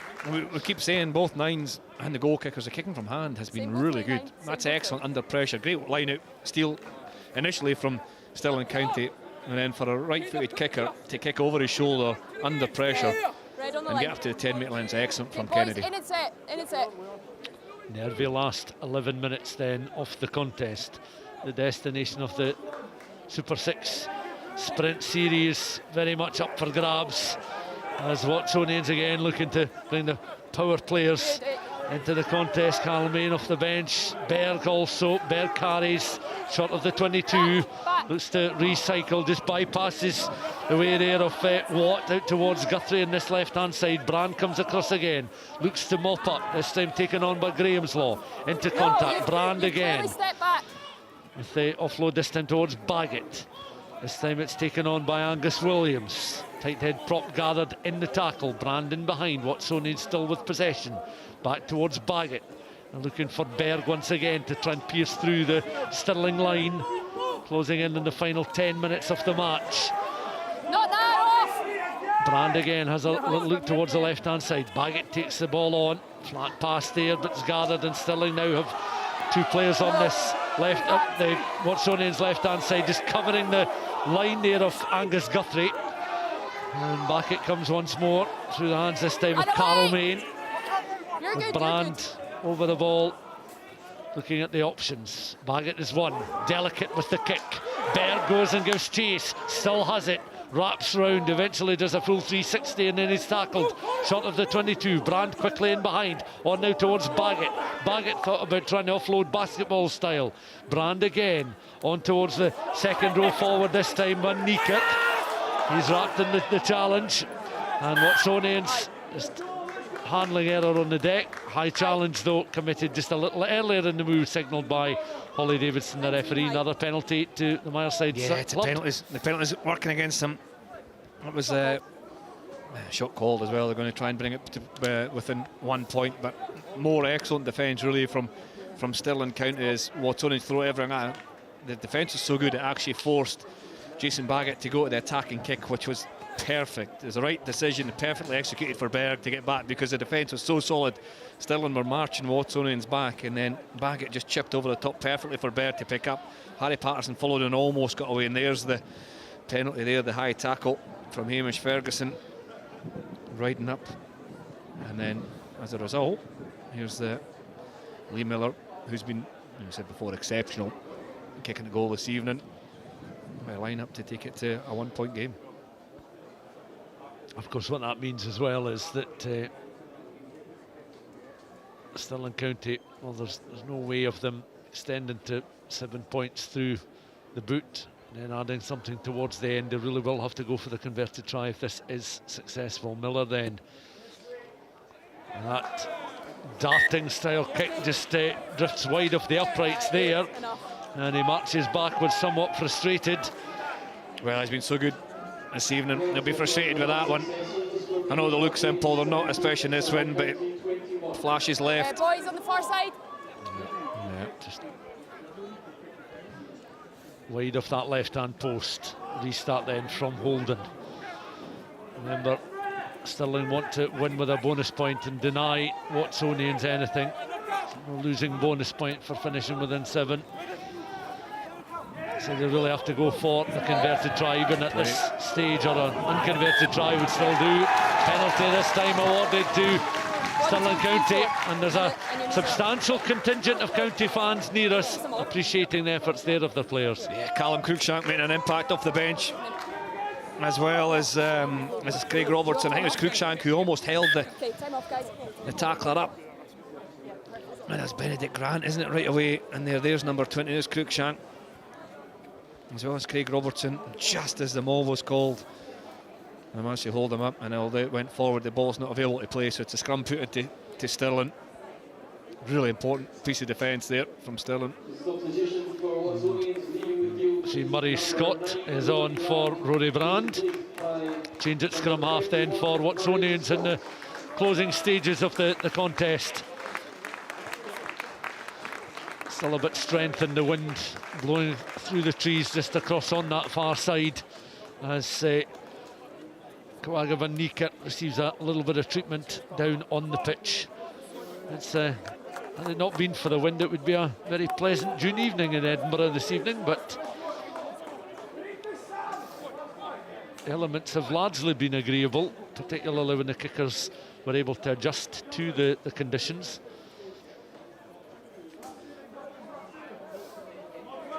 There's a Murray Scott. First glimpse of Murray Scott, yes. Yeah, they looked at on with an instruction to light the blue touch plate, but really try and throw caution to the wind, but certainly chase opportunities. Whereas Stirling, it's a really intriguing, it's really poised, isn't it, so well. Stirling need the 4 tries, they're sitting on 3. Now they need to win first, they need the 4 tries and need to deny Watsonians anything in order to win the Sprint Series title. So there's incentive for both teams to score tries still, to both teams to attack, which is perfectly poised. Now we've got a wee bit of cramp. Just adding to the nerves and the tension inside the pockets of the stadium that are occupied by Watsonians supporters and Stirling fans as well. Adam Sinclair. Readies himself for this scrum. It's a good attacking opportunity. Yeah, that's the Stirling's own 10-metre line. You can see just behind them, but a centre field scrum, it opens up opportunities obviously to go right or left. A lot will depend on if the scrum stays square or if it wheels one way or the other. You can see Sean Kennedy there just having a good look around to left and to right, looking at the backfield, taking in all information as to where Watsonians players are standing. Kennedy in, picked up then by Grant at number 8, weighs up the options there, wrapped in a combined tackle there of both Main and Baggett. Slows up the Stirling attacks somewhat as Kennedy has it once more. Taken just above head height there, Kennedy will go in again as Stirling trying to eat up the ground up towards halfway. Back towards Holden, thought about the pass, was trying to perhaps bring Craig Robertson into the game just on the edge of halfway. Robertson over the ball at the moment, Kennedy has it, delicate kick, now the chase is on here, the bounce favours the winger there, Stevie Hamilton with their little offload there towards Trotter again, those two trying to combine and just running out of room once more, a foot in touch on the edge of the 22. Further invention shown there by Stirling County, trying to open up this Watsonians defence, and the wing and full back almost doing that. And initially it was the battering ram of Benedict Grant who opened up a little bit of space because he drew in both Main and Baggett into the one challenge. Clever kick from Sean Kennedy. Who said before he was just aware of the surroundings, how far back the backfield are covered, and he finds that space in between the front field and the backfield. Some brilliant defence as well, I must say, from Watsonians. Last ditch tackling on Hamilton and indeed Logan Trotter, and Logan Trotter did the right thing. He tried to get his hands free, held on it, but he was forced into touch. Good attack, good defence. This time it's Van Niekerk that wins the ball in the line for Watsonians on their own 22. Scrum half comes away from the head of one of the players. Still marching forward, Watsonians. Going to be a touch now for Murray Scott. Box kick then underneath it with some haste now shown. Logan Trotter lateral, and he'll look to try and straighten up, but he's able to get the offload away there towards one of the other replacements, Robertson. Then it gets a little bit untidy, and Stirling County watch the ball end up bubbling into touch across on the far side, and that in the grand scheme of things is a good result from a Watsonians point of view. It is. You can understand the mindset behind Stirling County and Craig Robertson try to keep the ball alive, look for that 4th try, any opportunity, but that pass just goes over the head of Innes and has to be poked into touch. Now, it's really strange because Watsonians should be chasing the win, but I think they're thinking bigger picture in terms of the championship. And they're still trailing in this game, but they're leading the Sprint Series as a whole. So I thought they'd be trying to get this ball in as quick as possible, but they've secured it. A good line-out take, and I can see a drive coming. Sam Cecil winning the ball this time in the line-out, as there's still an abandoned scrum cap inside the Watsonians half off the field. Berg is first receiver there from the pass from Scott. And again, Watsonians have been mindful of the time as Just 3.5 minutes of the second half left to play.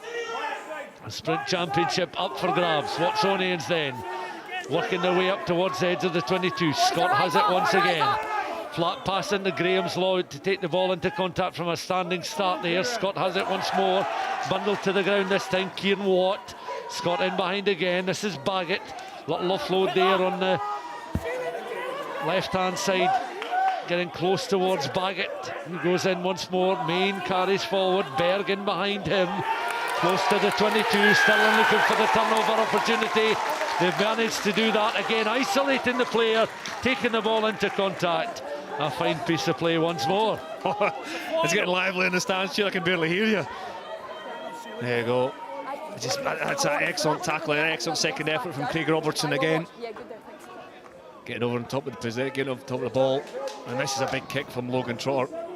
Yes, he's into the wind. They want to get as much distance as they can. It's not a great strike, but they've still got possession. So, Trotter. Ball lands just by that 10-metre line, and the throw in now. Angus Fraser. Ball above his head. Just in the left-hand corner of the picture. Comes back on the Watsonian side again. So mistakes beginning to creep into the game as Main lands on the ball. Scott in the behind end. Murray Scott has it now with a little offload on towards Van Niekerk, who seems to have shaken off that knock. Scott has it again. Baggett has to stretch, and he's able to chip it right-footed across field, and Stirling are able to keep the ball in play. They know with every passing second now their opportunity of an overall Sprint Championship win is just beginning to edge away from them, as it's taken on this time by the hard-working Grant at number 8. Grant up towards the edge of that 10-metre line. Offload then and taken on this time by Adam Sinclair. Sinclair into the tackle. Watsonians got to release Sinclair as Kennedy is now in. On towards Holden. 4 players now available on this right-hand side. One of them again is Trotter. Takes the ball up and over that 10. Hamilton again is primed and ready. Penalised though for not rolling away. Watsonians back to their feet. Stirling will have another chance, Chris, as we get closer. It's an obvious one. Carl Main just lying there. He has to roll away quicker. Logan Trotter's going to get another chance to go deep into the Watsonians half. And they're allowed to move forward a little bit. Closer towards the halfway line. Oh, it's a left foot with Craig Robertson. Just about clatters off one of the cameramen on that left-hand side as we get to see Angus Fraser in our picture, our player of the match this evening. Well, I think you, Chris, counted 4 or 5 turnovers inside the first half. He's also landed a try. He's been absolutely everywhere. He's got the ball in hand at the moment. It's been a wonderful performance regardless of the final outcome from the Stirling hooker. Kennedy then on towards the replacements. One of them is Craig Robertson. He takes the ball into contact. Kennedy has it again. Kennedy looking at the options. I want to try and keep ball in hand at the moment. Kennedy squirming away, trying to close in on that 22. Picked up again by the player of the match, Fraser. Grant goes in to lend a hand. Kennedy peppering the edges, the fringes of that 22, but back towards the 10. We've reached the 80-minute mark now, so it's kitchen sink stuff now from Stirling if they want to not only win the game but win the overall championship. Benedict Grant into contact. Kennedy again on towards Holden.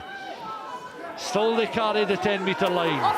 Kennedy once more. Any mistake now would be fatal from a Stirling point of view. Holden has it again out towards the right-hand side. Stirling players sliding down on the deck there. Kennedy in behind once more. Grant, a tired figure, but also a hard-working number 8 for Stirling. Watsonians just can't produce the jackal there to close him off. And there's the interception, and it could be Baggett, who scored the penalty when they first met in April. He's going underneath the post to win the game this evening and to win the Sprint Series Championship. And history in many respects has repeated itself as it's Baggett who delivers the final lines of the script underneath the post. An interception try from halfway, the fresh legs of Baggett in underneath the post to score. That's a bitter pill for those Stirling players to swallow, but Watsonians have pulled it out the back right into death, and they're the overall Sprint Series champions, Chris Paterson. Yeah, it's Jason Baggett sprinting away Stirling had to throw everything, caution to the wind, and Baggett knew that. He got him the outside. That's the final whistle. The players are absolutely out on their feet. That's what championship winning sides do. They've won 7 from 7. They've found a way. There's a big smile on Fergus Pringle's face, but what an effort from Stirling as well. And incredibly, Baggett, we talked about it back in April 16th, that penalty towards the end of the game when Stirling had a very narrow lead at that stage, that secured the victory for Watsonians, and he was in the right place at the right time. He's watched his try being converted by Lee Miller, and there is the final score then, 26 points to 21.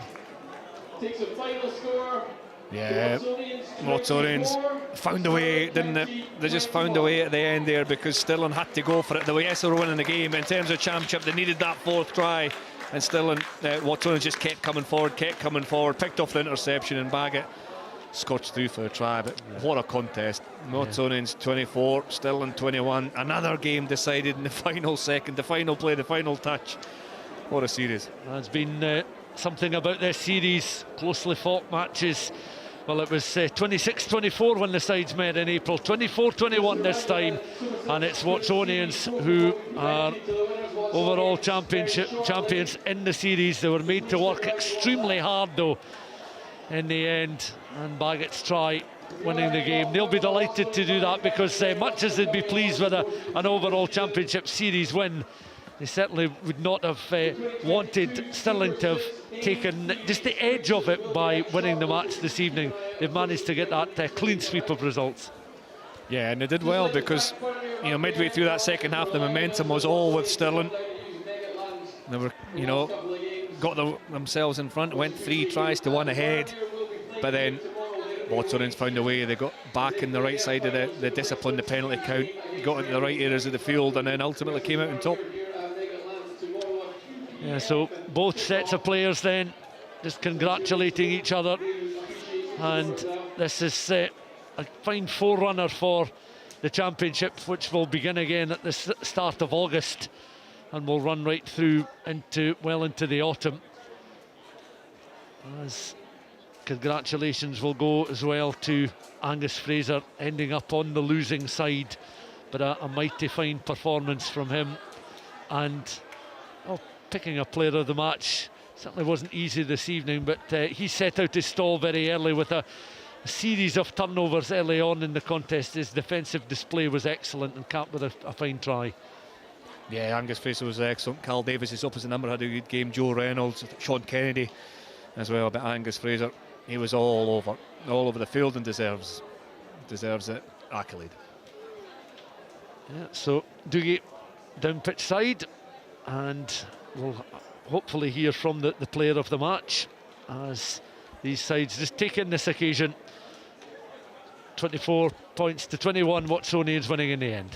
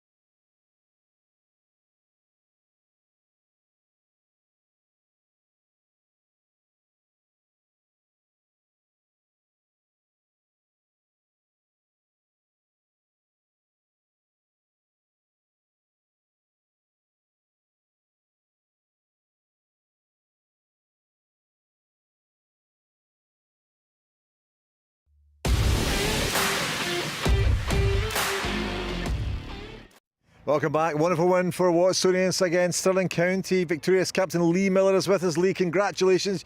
You must be absolutely delighted with that. At the end, Jason Baggett getting the try to make it you win the match and the championship as well.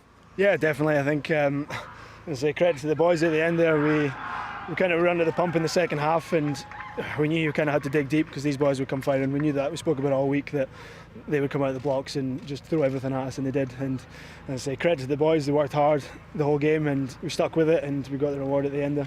Angus Fraser, you are the player of the match, but it was so near but so far for Stirling County tonight. Yeah, we knew right from the start that we really needed to dig deep the whole game. We knew it was going to be tight as long as we just kept in there, tried to just be physical and keep it going the whole game, and it's just some lapse of concentration at the end there that let it go. And that second half performance in particular, you know, you came out of the blocks and you looked very comfortable, very confident, and sort of just keeping the game ticking over. You're getting those tries, but Watsonians were just sticking around there, weren't they? Yeah, definitely. I think it was, we just had some line outs, we had some trouble there, and then penalties, silly penalties that kept them in it, and I feel like we felt confident through the game as well. Like we were up for it, we were really up for it, but we just couldn't keep going the whole time. Lee, you've kept your 100% record in the Sprint Series intact. You've just got a canny way of winning games. Yeah, definitely. We have a tendency to make it difficult for ourselves, but no, as I say, the character of the boys to kind of dig deep and to get the wins, and we've done it all year, and we spoke about it all year, just staying in the game and kind of lasting the full 80. And like I say, the boys' character was unreal at the end there. We stuck with it, we defended well, and then we got our opportunity, and we were patient. So, no, credit to the boys. They've worked hard all year. So what does it feel like to be Sprint Series champs? Feels great, to be fair. I can't really speak anymore, but shouting all game. Yeah, exactly. But no, it's amazing, and as I say, to do it 7 from 7 is even better. So we just need to enjoy it tonight, but then obviously back up in the next comp. So. Well, Lee Miller, you are the victorious captain, but if you wouldn't mind giving the medal to Angus Fraser, the FOSROC Super 6 player of the match. Excellent effort, both boys. After this short break, we'll look after the match, we'll speak to the winning coach, and we'll look at the highlights as well. Congratulations to Watsonians, also to Angus, our player of the match there. Thank you. cheers. Nice.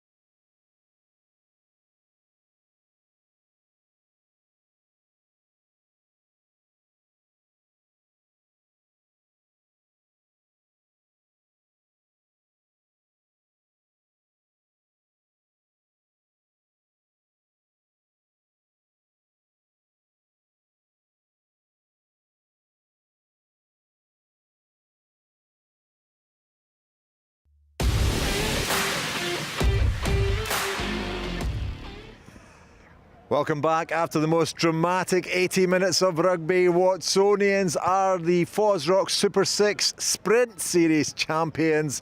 Smiles aplenty, and Chris, my goodness me, Jason Baggett with the try at the end. Stirling County thought they had it. They were putting all the pressure on then. Oh my goodness me, what a glorious, glorious try and a glorious win for Watsonians, who are a side that just find ways to win matches, don't they? Yeah, they do. There's so many of these, it's in common, there's so many of these games in the FOSROC Sprint Series that have gone down to the final play, the final second. This was another one, and Watsonians have just found a way yet again. 7 from 7, full win.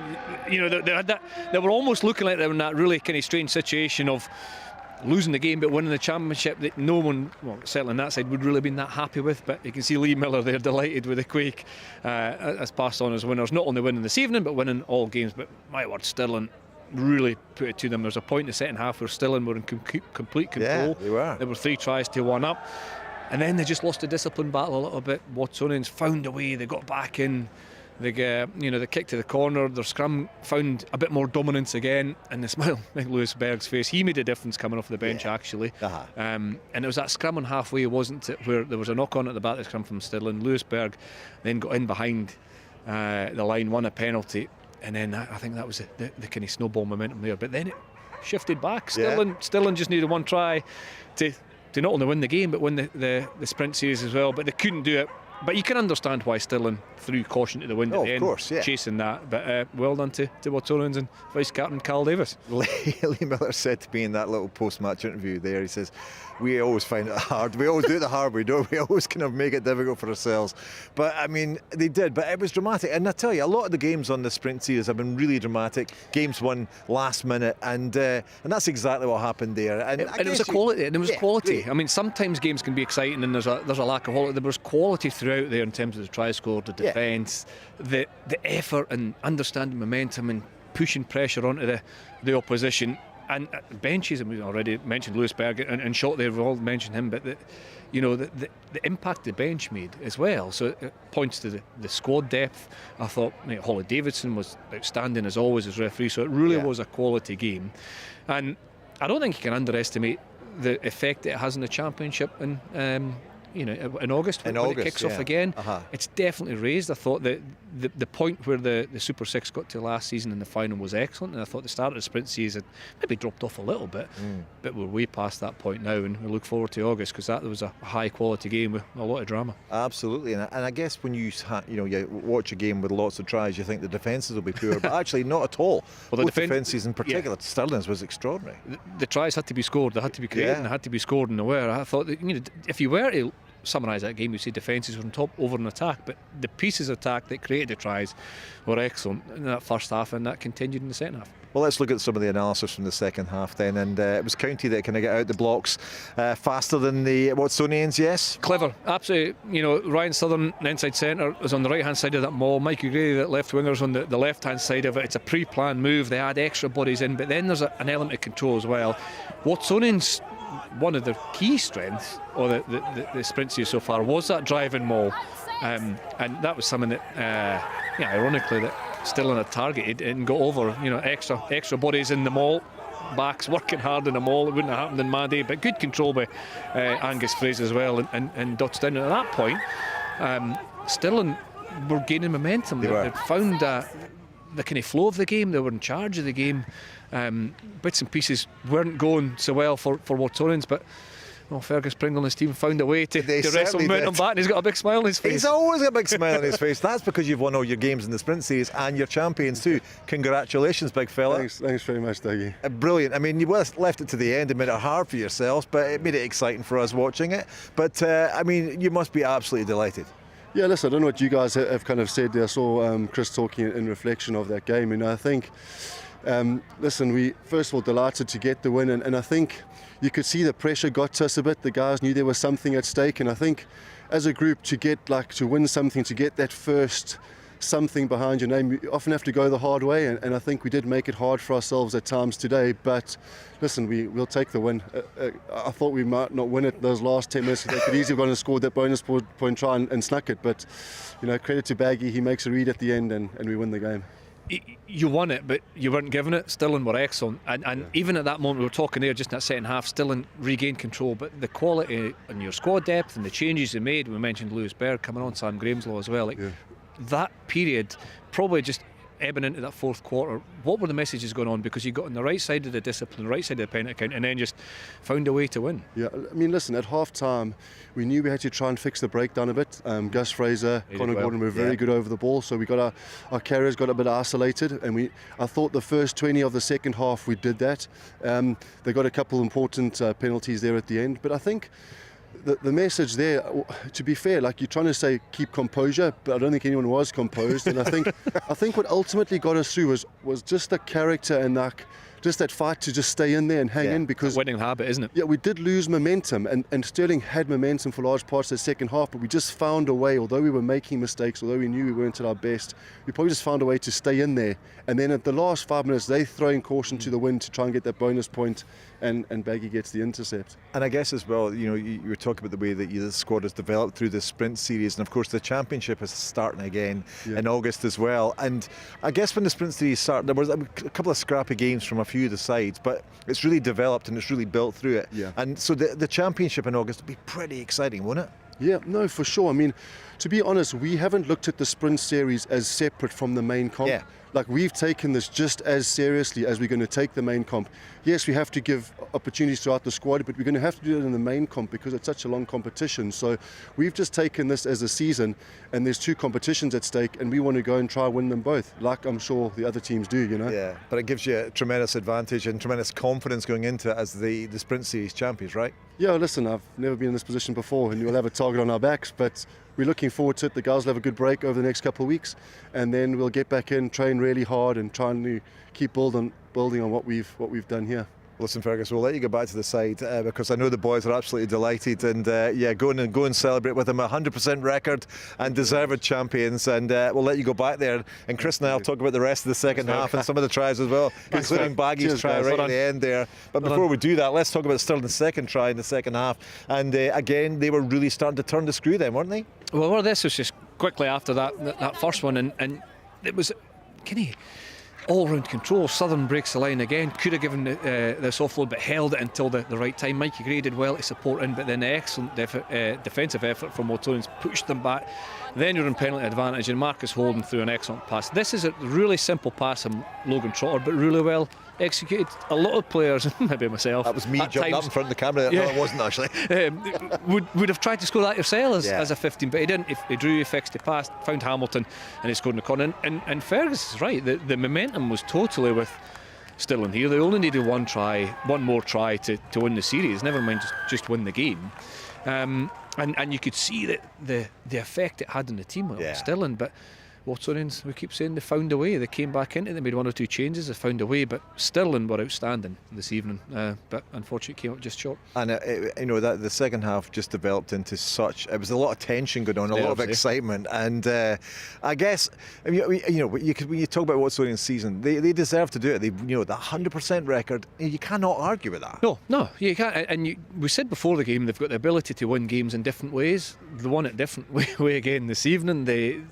I didn't think their set piece was as dominant as it has been previously, which points a big thumbs up to Stirling and around there. The defences were better tonight than they've seen them throughout the whole series. But Watsonians again found a way. They were cute in some of the decision making, and they just piled the pressure on. And at the end, they knew they could come forward. Baggett knew the pass was going to be thrown, and he got the final try that won the game and indeed won the series. Well, let's look at the tries, the remaining tries of the second half, and how important they were, and such a lot of excitement at this point. Well, this was important, wasn't it? Huge. This was really important because they needed. This had just come from a Lewis Berg break and then a penalty win for Watsonians. It wasn't really put near enough to the corner, but the drive held out Carl Davis at the back. I thought they could almost have been penalised for somebody joining them all ahead of the ball there. I think it's Berg actually ahead of the ball, but they kept the composure, kept the power. Carl Davis gets another score. The hookers scoring for fun in all walks of the rugby, but he does well to spin through the tackle.